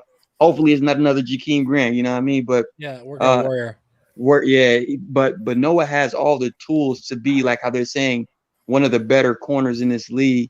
The only thing is that neck up, man. If you can get out of your own head and really play loose and just make plays when the plays come to you, you're pretty much setting yourself up to be, exactly where you want to be as a player and as a pro. So he's saying all the right things, man. I like this dude already. Yeah, you could see why Rhino made that great point that this guy could be the next step if Boyer's out. Very impressive. Absolutely. You talked about having familiarity with Holland's game due to some of the West Coast connections. Oh, this is a good. When you this is a drill good down question on and his answer. college tape, what are some of the things that stood out as strengths that you obviously hope can one day translate to the pro game? There's a lot. I think Javon, when you look at his college career, They tried to get him at Cal when he was at he's Cal. a guy that opted out, so he only played 2 years of college football. But as a freshman, he played as a deep safety. If you really got a chance to study his freshman film, he played as a deep safety. I did. Sub packages and situational packages because of some of the upperclassmen. But he did some really good things as a deep safety, as a young guy thrown into the fire. And, his willingness to tackle out of the middle of the field showed up as well. And then his second year, switching defensive philosophy, Andy Avalos was the coordinator, and they really allowed him to play really more in the box, really more of a edge guy, nickel guy, big safety. So he was able to be physical in the run game, make tackles in the open field, be an underneath zone defender, play some man-to-man. And so when you evaluated his college tape along with his natural athletic gifts, you can see a very versatile player. And so getting a guy like that who can be multiple, which, as you guys know, we prioritize multiplicity in our defense, and then understanding who the person was. All I think about is the Michael Keaton background with his personality. You knew that he had that multiplicity. Yeah, you remember that movie? That that person that we. That's the name for our defense. The multiples. Our there you go. In a sense. So we knew that we can get a guy like this and work with him, and we look forward to his development. Thank you. Great answer. Yeah, man, that's impressive. Coffin? Just wanted to clarify on Holland. You were trying to recruit him when you were at Cal. Is that where the connection first started? Oh my God, yeah. I was trying to recruit him, of course. I was trying to get him to do the stuff that I want him to do now at Cal. But he had other plans, and Action Davis worked out for you though, it's one of Gerald. those things will just work itself out in the end. Just better late than never. Another ad reason. Oh, what are we doing? Cleaning gutters this time around? I'm home for the Nobody pot one. gets outdoors like Oh, you like that, eh? Smart, Canada, Yeah. right? innovative tools. That's No, half a Powerful, pot. reliable, Instead, and we're out here comfortable to use, landscaping, so you can brother. get the What do you job It's know? grass. If it Spring says cleanup, Husqvarna, baby. What's it going is on, cutting boys? edge. Learn more at Husqvarna.com. Husqvarna. Omar? I need to know how you couldn't close the deal, Gerald. Listen, man, do you see the nice shiny toys that Oregon has, man? Yeah, real talk. Real talk. Those jerseys alone. You know what I'm saying? It's just, he wasn't really worried about that part. He knew he was getting into the league, and he's going to get a new building here in a little bit. So I guess he kind of knew what the plan was before I knew. Yes, he did. It's so true, bro. The Nike sponsorship, the building at Oregon, bro, that's honestly, I watch a lot of Oregon ball even before Herbert, because that's the place I would have went, bro. I'd have been like, yo, let's go. Yeah, man. You know what I mean? So that's all kids really care about, anyways, man. Give me the nice jerseys, bro, and top facilities, and I'm good. Martin, go back, watch my in-depth review of Javon Holland, bro.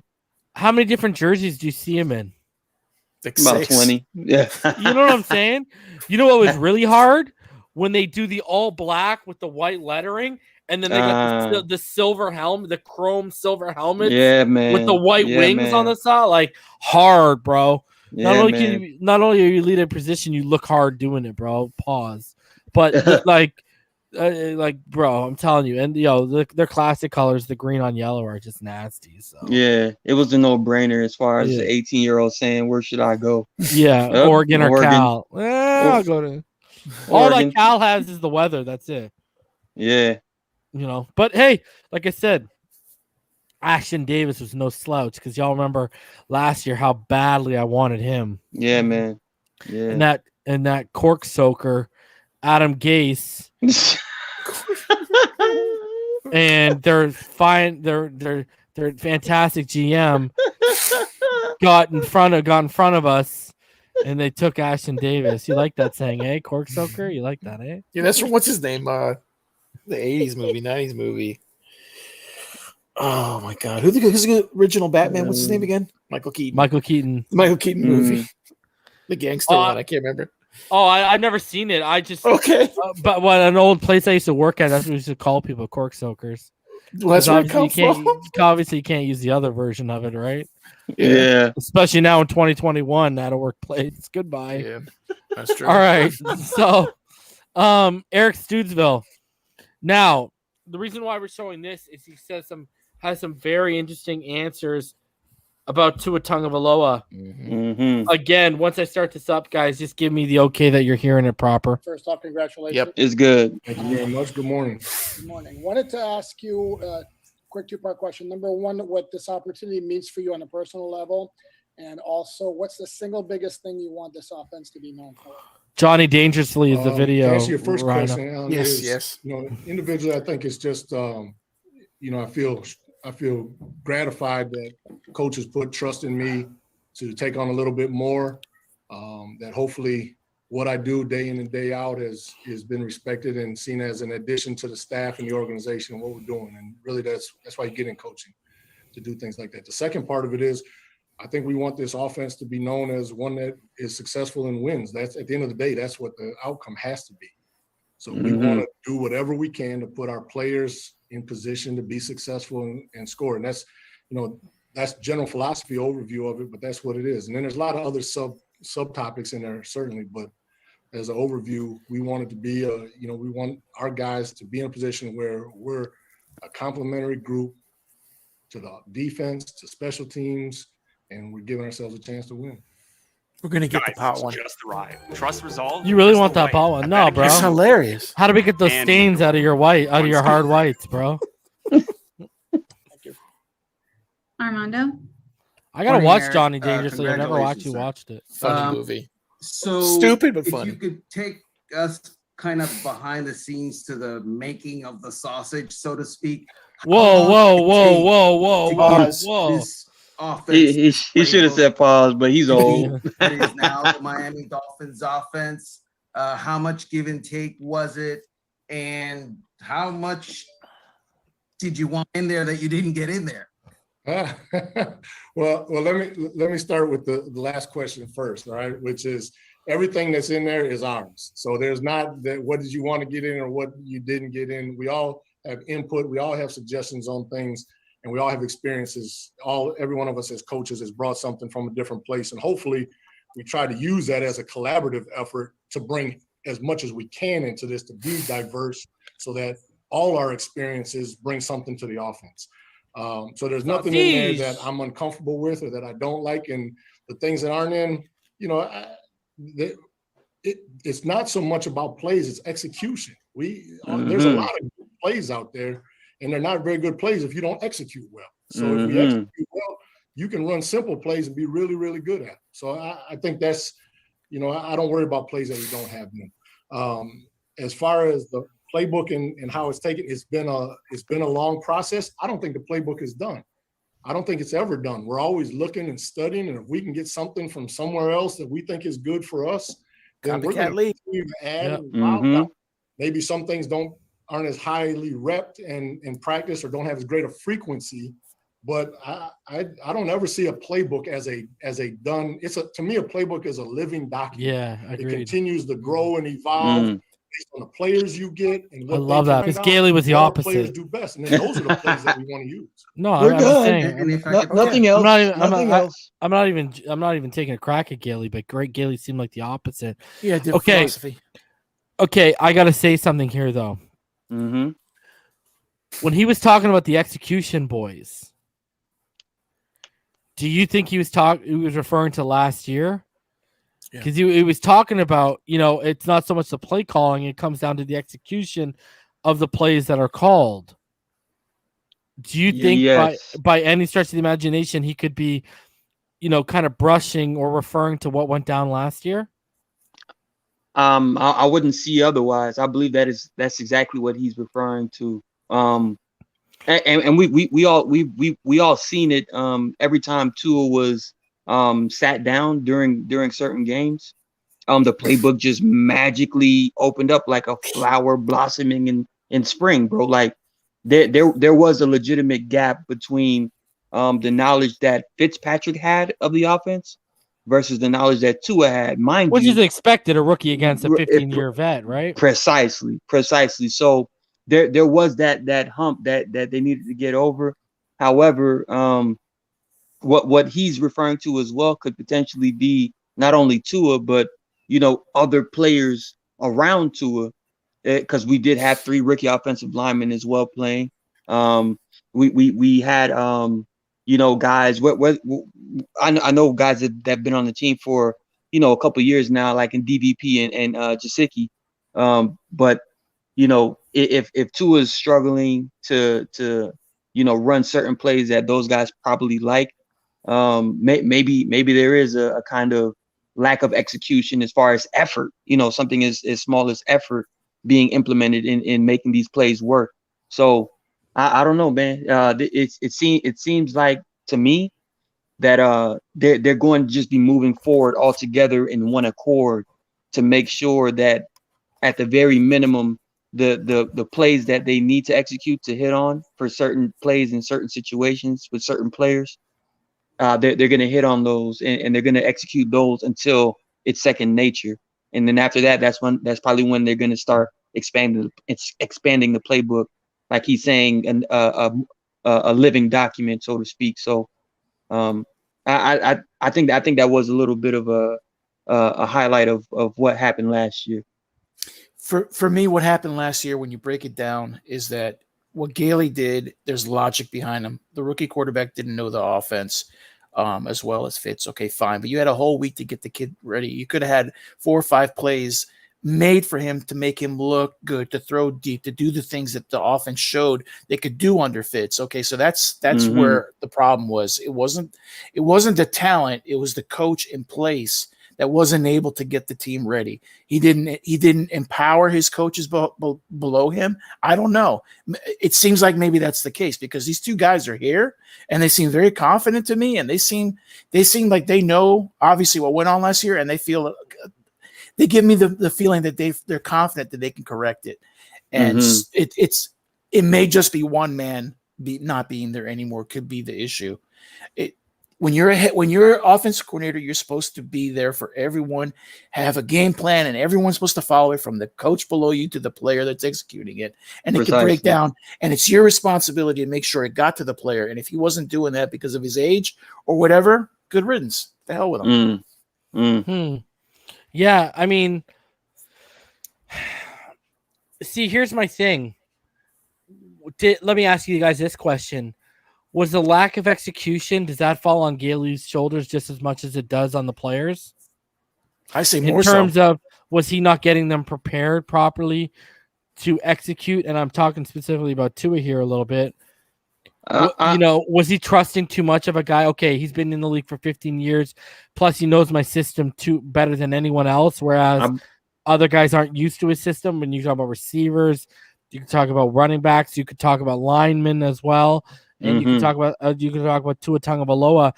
Does that fall on Gailey's shoulders a little bit too, the lack of execution? I believe so. I believe he has to be accountable. Gailey, prior to him getting hired by the Dolphins, I believe he was out of football for So as far as him coming back in and him having a plan in place to coach up every single position on offense, you're supposed to have that in place as an offensive coordinator. Coordinator meaning you're coordinating 11 players to execute a certain task on a certain play. If the quarterback is not up to speed as far as your playbook versus another quarterback that's been in your system on multiple teams that you coached on, a guy coming off of retirement can easily say, you know what, this is too much work. Let me just let me put it this way, Martin. He saw how effective Tua was in the no huddle. He saw how effective Tua was against the blitz. He saw how effective Tua was at a shotgun. Didn't do a damn thing. Yeah, Tua gave you, spoon-fed you, I can be effective this way. I can execute this way. And he brushed it off. Gailey straight up brushed them off or ignored them. Yeah. That's how it seems. Should that not fall on Gailey as well? I believe so. And that's what I mean by having that year of retirement and not understanding, hey, you're back into professional football now. There might be a little bit more work you might have to put in, even though you already have a complete system in place. He just missed on that, bro. Like that's just the reality. He did not go out of his way to groom another quarterback like a Tua versus just having a guy like Fitz just at his disposal as a parachute. It was tough to watch, because we clearly saw what Tua was good at, and he never highlighted that for a game plan. So because you go back to, sorry, I'll let you go, Rhino. No, go ahead. You go back to the Seattle game, Rhino. Was I or was I not starting to call for Gailey then? Yes, sir. And questions, yeah. That was a lack of execution with the guy who knows your system better than anyone else and has been in the league for 15 years. Situationally, his play calling was poor at best. He was archaic with it. It was easy for defenses to adjust to what the play calling was. All right. And if you actually go back, it didn't matter whether it was Tua or Fitz. It only mattered later on because Fitz was coming out of nowhere with 15 minutes left in the game and the defense hadn't prepared for him. I just think this is a different NFL than Gailey's used to. Flo is setting the example. He will do whatever he thinks to win. He doesn't give a damn. And he expected I think Gailey to come along with the change when Tua was the quarterback, and I think it surprised everyone that Gailey was so hesitant. And what that reason is, I don't know. I can understand Gailey being hesitant because he's a rookie. He's an old-time guy. He's old school, fine. But, bro, it's 2020. We got to wake up here. Things change. You never should have thrown that damn playbook away, the notebook you had. Yeah. I mean, just he checked out 3-4 years earlier. He came back because of Fitzpatrick. I think we can all agree on that. Agreed. And the plan changed, and he probably wasn't happy. Yeah. And he probably wasn't happy about it. And Scotty Joe, I love you, but we went 10-6 because of our defense, not because of Chan Gailey. More so. That's correct. Yeah. So defense was lights out. All right, let's keep it rolling with Studesville here because he gets into Tua. Follow up on that because continuity was a word that Flo used about you guys being the co-offensive coordinators about what's going to be run. So where does continuity of what has happened in the past land for, say, Tua, the young offensive lineman, those guys? Yeah, well, I think continuity is going to happen. We're going to develop continuity going forward. Continuity doesn't necessarily mean that we're going to take something that we did last year and bring it forward. We've evaluated last year. We've looked at it, and we said these are things that we feel that our players are good at and maybe schemes that are good that we like. But moving forward, we're going to develop continuity. Continuity is not something you bring with you in a backpack. We have to develop that. Our players have to demonstrate, consistency to develop that continuity to make us say, this is what we're going to do. There are some things that are built into our offense, some terminology things, some schemes, some pass routes, and all those things that we may have run in the past. And so if you call that continuity, then that's continuity. But we're going to go back and we're going to figure out what our guys do. We have to create continuity, not rest on our laurels kind of on things we did well in the past. And that's a telltale sign that he's literally leaving last year's offense behind. He's like, you know what? That's it. We're moving forward. Yeah. And we've already heard, go back to Najee. I always bring this up. The playbook's clearly different right now. So Next we'll go to Cam, followed by Joe. Congrats, man. Obviously, a lot of attention on the offense will start at quarterback, with Tua going into year 2. I'm curious, with what you guys have started to put together so far, what may be the biggest difference of what you want to do with him in this offense? Well, I think that's and this may not be the answer you want, but it remains to be seen because we don't know. We're still teaching in the early stages of this. We haven't put pads on yet. We don't even know the playbook really well enough to do some of those things yet. We're just now getting our hands on our players, and we're going to develop that. It's not. We can't paint a picture in the future. What would we like it to look like? I'd love to say we're going to score 70 points every game, but that's obviously that would be desirable, but I don't know that that's going to happen. So what our goal is to get everything taught that we need to get taught: runs, protections, route wise, the scheme, the mentality of our offense, what we want. And then we'll have to perform at a certain level. High level is going to be our expectations to go forward and win. If I could follow up on another person in that backfield, Myles Gaskin had a really good year last year, but it seems like all offseason everybody was trying to replace him. And you bring him back, and what is it about Myles that maybe gives you confidence that if he's the lead guy again, he can have the type of year and even better than he did last year? Well, I think the big thing about Myles from at least last year and going from year 1 to year 2 for him was his growth in football and what he learned and how dependable he became for what we needed done. And I see those same things progressing, that same continuity, if you will, the term we were using a moment ago, of his development as to where he is. He's prideful, he's professional, he comes in, he gives you a day's work, he works at it, he wants to be a really good player. And I think that gives him a chance. And we have to wait until we get out there and compete with everybody else and see who shakes out to be the best guy. But I always believe that Myles is going to put his best foot forward and give you everything he has. And that's what gives him a chance. He likes Myles, man. Appreciate you. He really does. We'll go to Joe, followed by Omar. I don't blame him. Congratulations. It's good to see you. Hey, Joe, how are you? Good, man. Listen, with the co-offensive coordinator designation, can you just kind of help us understand a little bit about the process that you envision during a game week? Like for anybody who's concerned, like, well, who's working on what? Like, what do you work on? What does George work on? How do you develop the best plan for that week? And then what happens on game day? Yeah, well, I think as far as game week and things like that, we haven't gotten there where we are right now. And I think it's going to be the same collaborative process is we're all involved in this. It's not exclusive, you know, Lem just does the run game or Grizz just does it. We all have input in this. All of our players are involved in it. The backs, for instance, are involved in the run game, protections, and the pass game.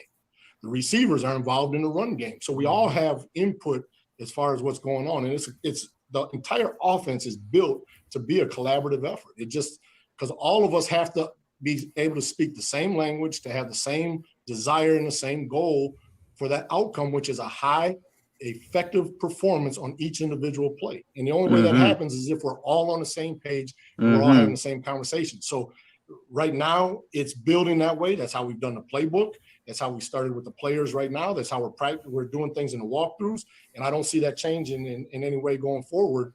It's all collaborative. We're all going to have input on it.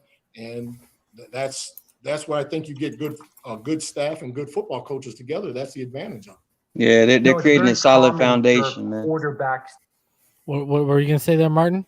I said that they're creating a solid foundation as far as what he's trying to usher this entire offense in, where everybody is speaking the same language. Everybody understands exactly what they need to do per play. That's something that needs to be built from the ground up. And he's saying how I'm reading that is they're not moving forward until they find ways to just execute the simplest installs at an extremely high level.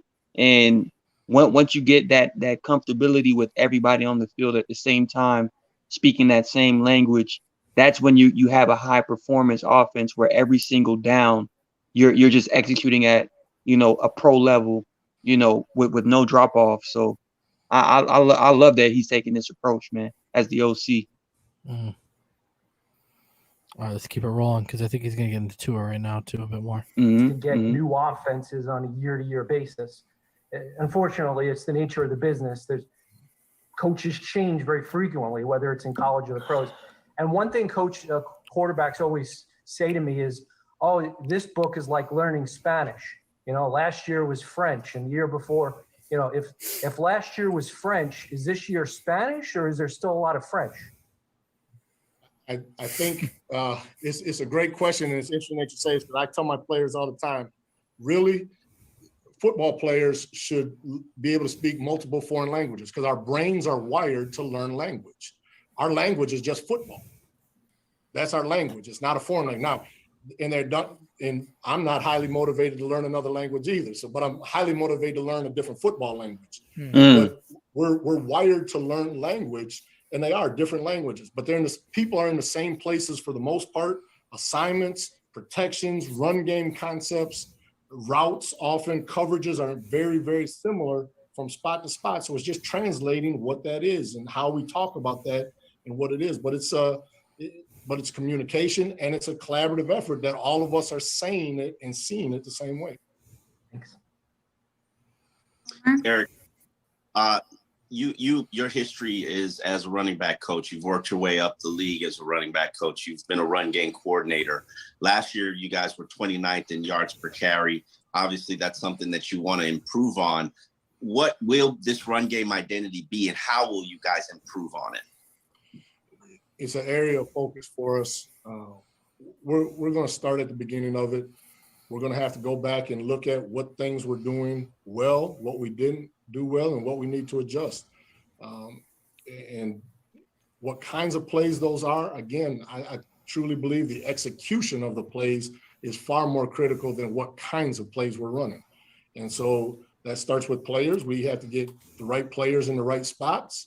And then we've got to execute the techniques that we're being taught, and we've got to tie that into our scheme. And it's a very simple answer, but that is the answer.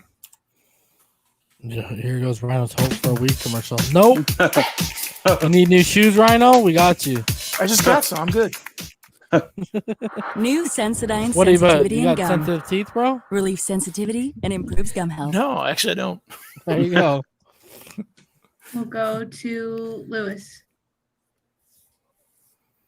Hey, Coach. So I wanted to go back to the running back specialty of yours. So there was a lot of speculation that maybe Miami would go big on getting a high-profile running back, getting a true workhorse, but it seems that you guys seem more focused on doing the running back by committee strategy. So I wanted to know what your thoughts are on the challenges of coaching, developing a committee-type running back room instead of having the one guy that is just the every down back.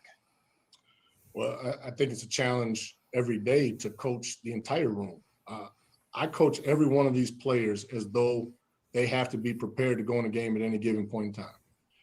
That's how every one of them is coached. It's not one guy that it resides on him and the other four, get the week off. That's not how it is. Everyone is prepared to go in for whatever their role is, and they have to be ready for it. And I've had one guy that we thought was the good back, and I've had that guy go down, and that second guy better be ready.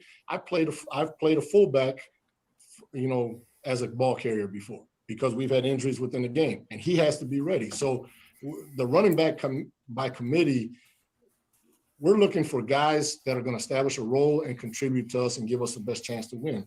And if that's 3 or 4 guys, then that's what it is. If that's one guy, then that's what it is. But we coach them all the same way, and they're all pushed and they're all held accountable and responsible as though they're going to be the starter and they're going to be the bulk, the ball carrier that's going to get the bulk of the work. And that's the only way that I've ever done it. It's the only way I know how to do it. Mm-hmm. Last question will be Travis. Hey, Coach. Good morning. Congratulations. I haven't got a chance to wish that or say that to you yet. I wanted to ask you, you add Jalen Waddle, Will Fuller, you get Albert Wilson back this year. A lot of new pieces and new skill sets to the receiver room. I'm wondering how you feel about the receiver position's ability to create and exploit matchups. Well, I hope they do that, because that's good for everybody. That's what they're able to do that. That's why we've got playmakers in that room. He's saying that's the question for Godsey, not me. We've got playmakers in the tight end room. I'm working to make sure we have playmakers in the running back room. But I think is equally as strong, we've got playmakers at the quarterback position, and we've got them in the offensive line. We're going to have to create our own destiny and create what we want this to look like. And the better athletes, the better football players you have, which we have increased that. I think, Chris and Flo have done a great job bringing guys in here that they give us a chance every week, and that's what you want. Mm-hmm. So what are you guys' thoughts on Eric Studesville? I like him. I just have no idea who's going to be calling plays. I'm excited to figure that one out. Well, Flores kind of tipped his hat a couple months ago when he said, right, when he said that if Gailey would have been out because of COVID, it probably would have been Studesville. I believe Studesville will be the guy only because I've seen Godsey, I've seen Studesville, and just based off of how players respond to coaches, Studesville just seems like the better communicator. It's different than like when it's almost like these motivational coaches, right? Tony Robbins. Lost you there, Martin. Yeah, you guys can hear me? Yeah. Sorry about that. I'm only comparing Studesville's like his situation to like a motivational coach, Anytime you hear, certain people talk, you kind of listen with a more intent ear when there's power behind his voice as far as what he's saying and how he's saying it. So Studesville, I believe, just has more of a captivating speech than Godsey, as far as just saying what he needs to say and then receiving it and then putting it into action.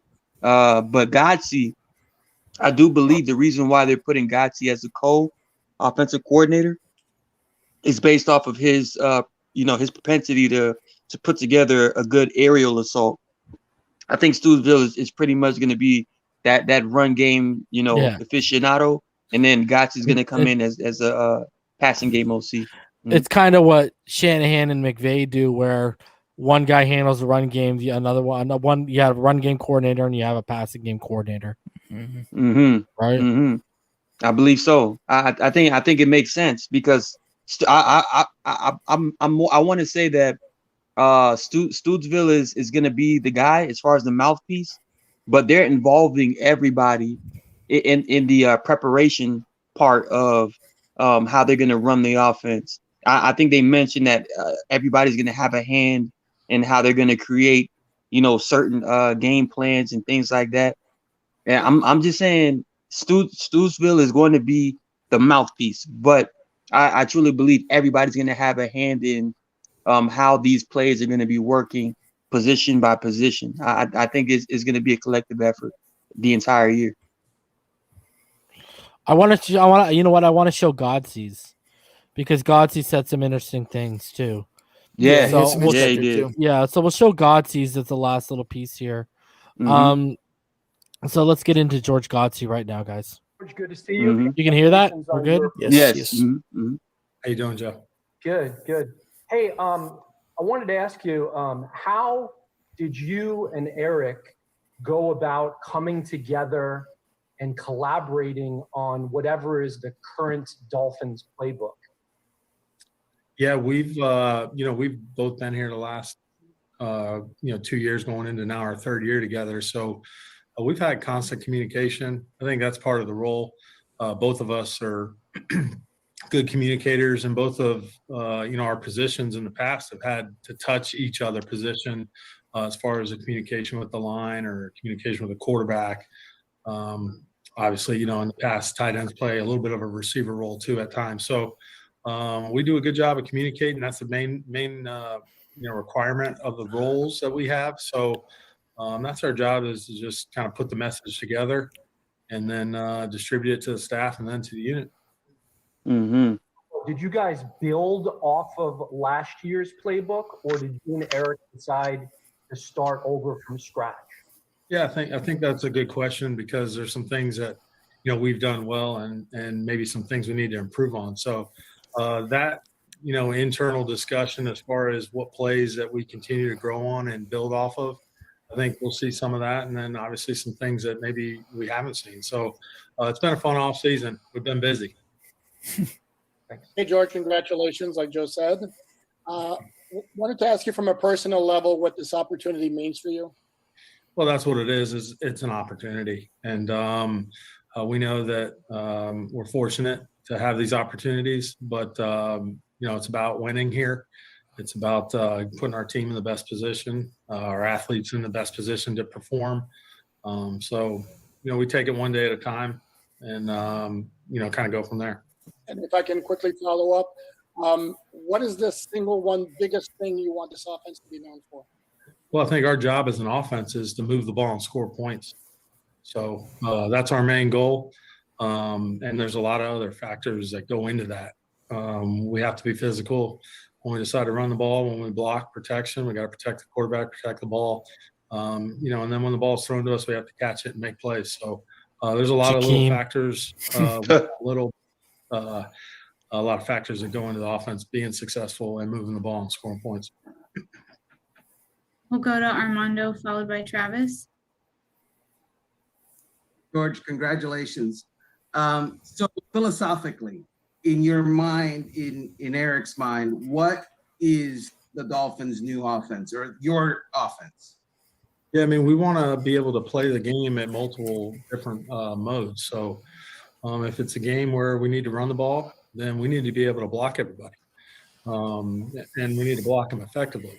And then obviously when it's time to pass the football, which a lot of times in this game, in this league, it comes down to a 2-minute situation where we need to throw the ball. We need to be able to protect the quarterback, throw to the open receiver. So a lot of that seems simple, but, we're going to have to get open versus different coverages. We're going to have to identify different coverages at both, a route runner's position and also the quarterback. We're going to have to play the game in multiple different ways to move the football. Guys, is he admitting right there that they couldn't separate last year? I think so. I think that's as clear as it can be told if you read between the lines. Politically correct way. Yeah. Yes, that's exactly what that means. At least they identified it, brother. Jesus, Louise. Thank God. Mhm. A longer season too, and it's you can't just repeat the same thing each week. And if I could follow up on that, does the personnel that you see now on the roster, does that lend itself to a lot of versatility in your mind? Well, that's what we want. We want to be able to challenge the defense with different groupings and different personnel that have a wide variety of skills. It's exciting. It's definitely complicated to make sure that, we're distributing the ball to all the different positions, but that's a good thing to have. Mm-hmm. Go to Travis, followed by Omar. Hey, Coach, good morning. Echo those sentiments for the congratulations, and it's good to see you again here this offseason. My question for you is regarding the additions of Jalen Waddle and Will Fuller and the speed that they add as far as the vertical passing game, what it does to open up the middle in the passing game, and what it does for the running game. Can you just speak about what that speed can add to your offense and the ripple effect it has?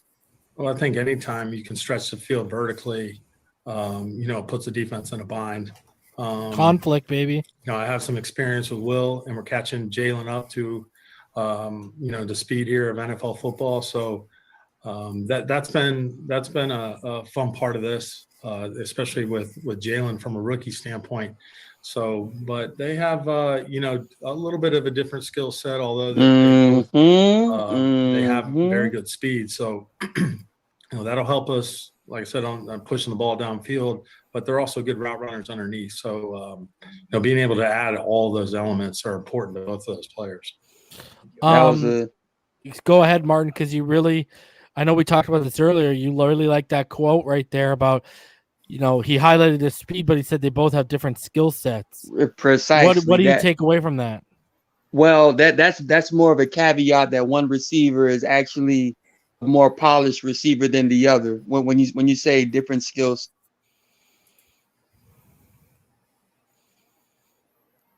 Martin got that Josh Rosen connection tonight. It's bad. It's bad, man. Gone again. Into the unknown. Hello? Yeah, now you're good. Yeah. Now you're not good. Ah, man, it's getting bad, man. I'm sorry. But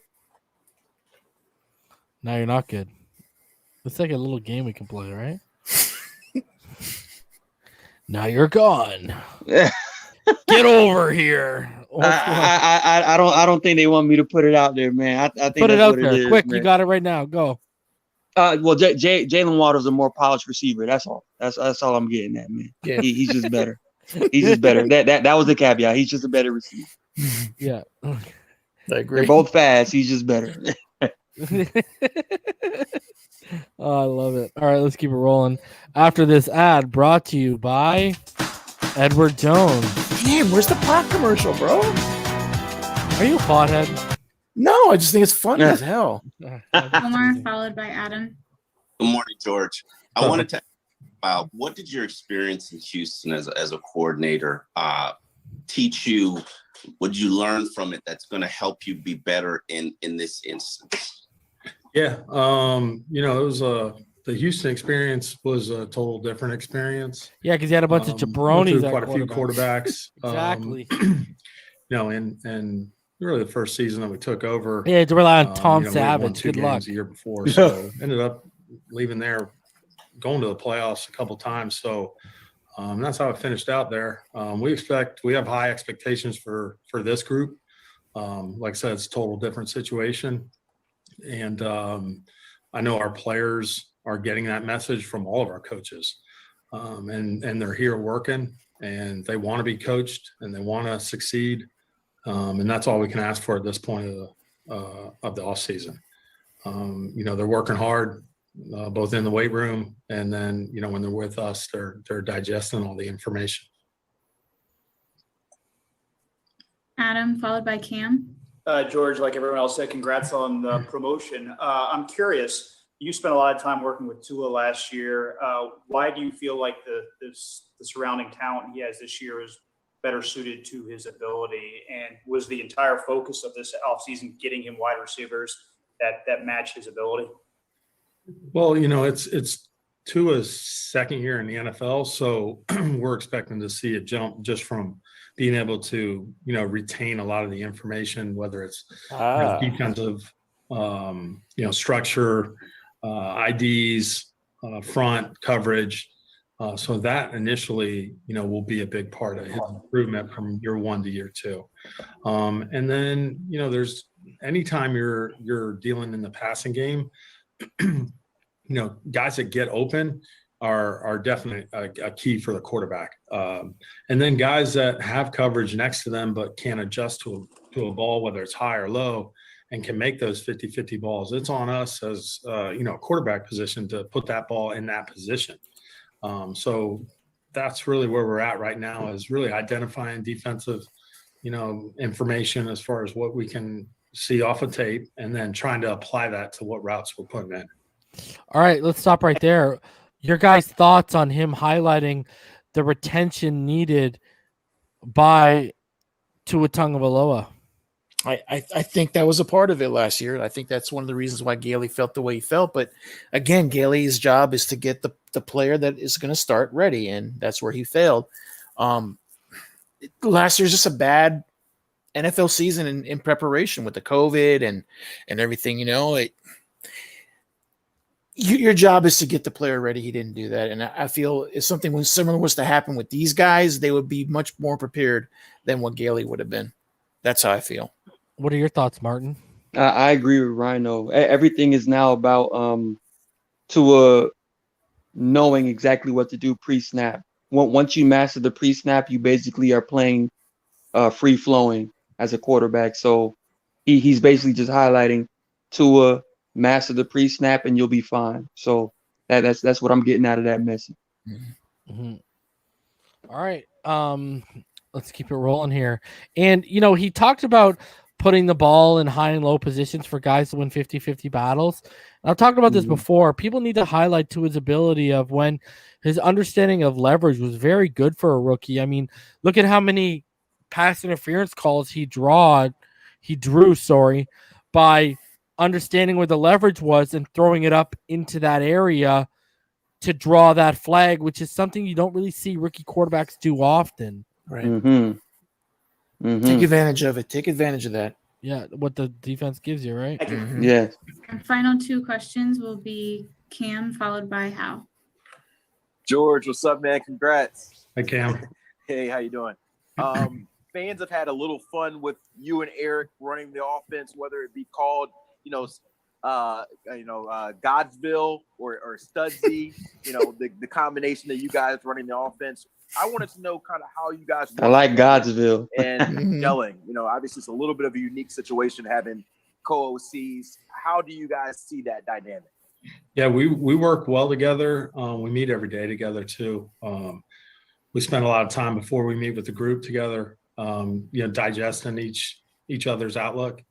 And then we put it into a plan. And obviously all the other assistant coaches too have a big part of it. We see it as a collaborative effort. We have a lot of great minds on offense. There's a lot of bodies there too that can help us. So we don't see it as a 2-person job. We see it more as a unit, and that's the way we've kind of approached it. We've had fun building this playbook and really presenting it to the players. And again, it's a lot on everybody really following and staying on track here during this time.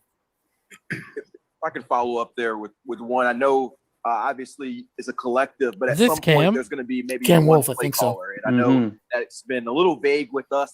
You guys may know a little bit more in that realm, but how do you view that responsibility? I know you had a little bit of that in Houston, and what that would entail, if that's given to you. Yeah, I think it's just a part of it. There's certain times in the game where adjustments are needed, and it's good that we have really 2 voices that kind of are looking for that, not just glued into the specifics of your individual position. So, we've had some talks on that, obviously, but we're going to kind of keep it at that right now. It's like he's admitting they know it's going to be a one man show soon. Maybe started to refer at the very end to my question, and that is I know that you Hal and gets Aaron me every time, as co-coordinators Bubble are screen. just that. The label implies and says you're co-coordinators, but ultimately, I think there's only has to be one voice into his ear before each play. So whose voice is he going to hear? That's a good question. Crunchy They hit me with the Ferrero Rocher. Wrapped in gold. Ferrero Rocher. What up? That's a good question. Like right I said, there. Hal, I mean, we're working through the off season right now, and we've had our discussions on that, and we're going to keep it at that. But I would say just from not calling plays before, there's definitely some feedback that's given to the coordinator.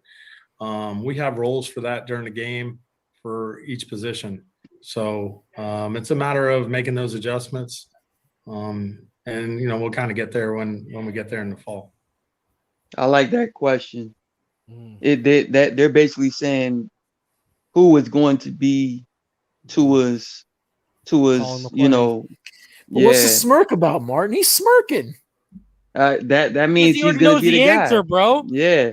Whoever was the guy in Tua's ear in the Arizona game, that needs to be the guy right now. Don't Godsey, play right? with it. Yep. Yeah, I believe so. And guys, Studesville never been an offensive coordinator. Godsey's been Texans an offensive coordinator with the Yeah, Texans. yeah. He's actually called plays in And had games. success. Yeah. Mm-hmm. Never mind the Cardinals game with Tua. I know. Mhm. So, I mean, it kind of does make sense. And then you see how it goes. If you don't like what you're seeing, you roll out Studesville. That's all. Mhm. That's the beauty about it. You can literally go back and forth between these guys. Mhm. You could literally, if you're Flores, you can literally say, who did I like best in our coaching meetings this week leading up to the game? Right. Who do I think had a feel of what this defense of our opponent's going to be throwing at us? You could literally Mhm. play it that way if you wanted to too. Mm-hmm. Mm-hmm. Agreed. And by doing that, you kind of keep the defense on their toes because they don't know. Because at the end of the day, both guys are going to have different styles. Absolutely correct. Right? Absolutely correct. Mhm. And the one thing I've said before, the advantage about having co-coordinators and not enough people talk about is, listen, let's say Martin's up in the booth because one guy's going to be on the ground, one guy's going to be up in the booth, right? Mhm. That's what I expect at least. Mhm. Let's say Martin and the guy playing the calls, calling the plays is probably going to be up in the booth, right? So Mhm. let's say Martin's calling the plays, right? Let's say I'm on the field, right? I'm the other co-coordinator. I could literally say to Martin, yeah, I wouldn't talk like them if we were in this situation, but I could say, yo, Martin, the yo is what I mean. I would obviously take that out, but I would say, listen, Martin, I'm seeing this down on the field. I'm getting the feedback from the players on the sideline that are saying we should go with this or we Mhm. should give this a try. Mm-hmm. And then now we have two minds, and Martin can say, you know what? I'm seeing it too, actually. Mhm. Boom. And then all of a sudden, there you go. That's the good thing about having two minds. I mean, that's why the saying goes, two minds are better than one, right? Absolutely. Because not only can I see things differently on the field, but through hearing and talking to players on the sideline once they come off, I can give Martin invaluable feedback that he's not getting because he's up in the booth, Mm-hmm. which I don't think was going towards Gailey last year, because every time we saw two on the sideline with the Microsoft Surface or the iPad or whatever it was him and Godsey. It wasn't him and what's his face? Gailey. Robbie Brown. Mhm. Robbie Brown, right? Oh, right. Yeah, And, yeah. yeah. You're And right, Robbie you're right. Brown was Gailey's boy, right? Right. They were together within the Jets and such. So there was Mm. clearly, what I'm getting at is there wasn't a direct line of communication. With these two guys, there's going to be that direct line of communication we didn't have no matter who the play caller is. Mm-hmm. Mm. Like Godsey, if he's not calling play, like let's say I'm on the sideline again and Martin's up top. Martin, I just sat down with Tua. He's seeing this. Right. Right? While the defense is out there doing their thing, me and Martin are communicating back and forth. Or Mhm. the offensive line is telling me that, they're getting these fronts and these looks against our protection. They're doing this against that protection. Mm-hmm. And then Martin can decipher that information while the defense is out there doing the things, and then he can apply it if he sees fit. Right. You it's like an automatic remix. You automatically Exactly. remix what you're supposed to be doing as far as adjustments in the game. And both of them talked about that. Yeah, and here's the thing too, guys. This staff with all these different additions, right? Because I don't know if you guys know, but they tried to add that what's his face? That tackle from Washington. Moses Morgan or no, Jerron Christensen, the left tackle. Oh, okay. They tried to add him. I don't know if you guys know this. He was a 3rd-round pick in 2018. They put in a waiver claim for him, and the Texans are the ones who picked him up, and the Raiders put in a waiver claim too, so he would have been a Raider anyways. But they're still trying to upgrade because what do they want at these positions, boys? Competition, right? Yeah. What you're doing with the co-coordinator thing too is you're pushing these guys. You're giving them competition at the offensive coordinator position. If Martin's slacking in offensive meetings and I'm not, and I'm pulling my weight, that's going to get noticed, and bam, I'm going to get put ahead. If I'm slacking the next week and Martin's on his A game, Martin going to get pushed to the front of the line. So they're creating competition even at coaching positions, Everywhere. not just on the football field, literally everywhere, Rhino. Damn, bro. It's crazy. It's genius, really. I mean, let's see how it comes out, man. Yeah, because it's gonna be great or bad. it can go one of two ways. Guys, it's 11-11. Make a wish. Yeah. All right, I made mine, and it's about the Dolphins. Let's go, baby. Sir.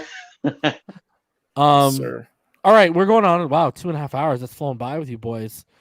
Shout out to Damien for coming up here too. Let's get some final thoughts, boys. Let's start with you, Rhino. Well, I guess we'll see you on Thursday. We'll be going over, I guess, some coaches talk and Tua and so forth. That'll be nice to talk about, and hopefully we'll have some Ingram news to talk about. Yep, maybe some Le'Veon Bell news. Yeah, I think Ingram is more likely, but yeah, I agree too. I think Bell might be like a June 1st type of thing after that, who pops up, who doesn't. But just fins up, man. This is good stuff. This is good stuff. I'm very happy with our coaching staff. Fins up.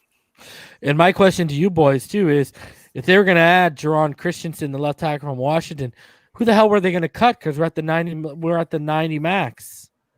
They would have had to cut someone, right? This is crazy stuff, man. Martin, let's get your final thoughts, brother.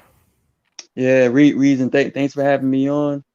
Great content as usual, and I'm just glad we're pushing consistency over everything, man. We're literally building it, offensively, defensively. Special teams is going to be one of our. We lost you in the fire. Gone with the wind. Crap, I think we lost them. Yeah, my connection has been sucking all evening, man. My bad. Yeah, but I'm just glad we're just pushing this narrative that we're just going to be much more efficient on all phases of the football, and we're not going to take learning and using each other's brains for granted. We're literally going to be putting everyone in the best situation to succeed. So I'm with it, man. Fins up. And guys, if you'd like to donate to the channel, paypal.me/Phinside. If you want to become a patron and support this channel, patreon.com/Phinside. If you see all these people using these emojis and they have those cool little badges next to their name, look below. There's a join button. Also in the description, there is a direct link to take you to become a Phinside the NFL YouTube channel member. Of course, PatsVibes.com. Use code Phinside to save 20% off your order. And I'll get back to the member and Patreon shoutouts when I'm back on Thursday. So here's the schedule, ladies and gentlemen. I will be back no matter what Thursday, okay? If my Pittsburgh Penguins get knocked out tomorrow, I will be back Friday night with EM Dolphin Fan, and we got a special little show lined up for you guys with a topic that needs to be discussed. That'll be coming either way. And that means on Sunday, I will be dropping my prospect preview of Liam Eichenberg. So that is what the deal is. I will be back Thursday, Friday, potentially, and Sunday. If the Penguins go to a Game 7 and it is Friday night, I will not be back on Friday night, and me and EM's show will drop next week instead. But I will be back Thursday and Sunday no matter what. If my team gets eliminated tomorrow, I will be back on Friday with EM Dolphin Fan, and we will be going over a topic that really, really needs to be discussed. All right? So that's what the deal is. I will see you guys on Thursday. If something breaks in the day tomorrow, I will be back for that. You already know what time it is, baby. So until next time, appreciate each and every one of you. I hope you all have happy, healthy, safe, and blessed night and Wednesdays on your hands. But until next time, fins up, everyone. Peace. What's up? Yes, sir.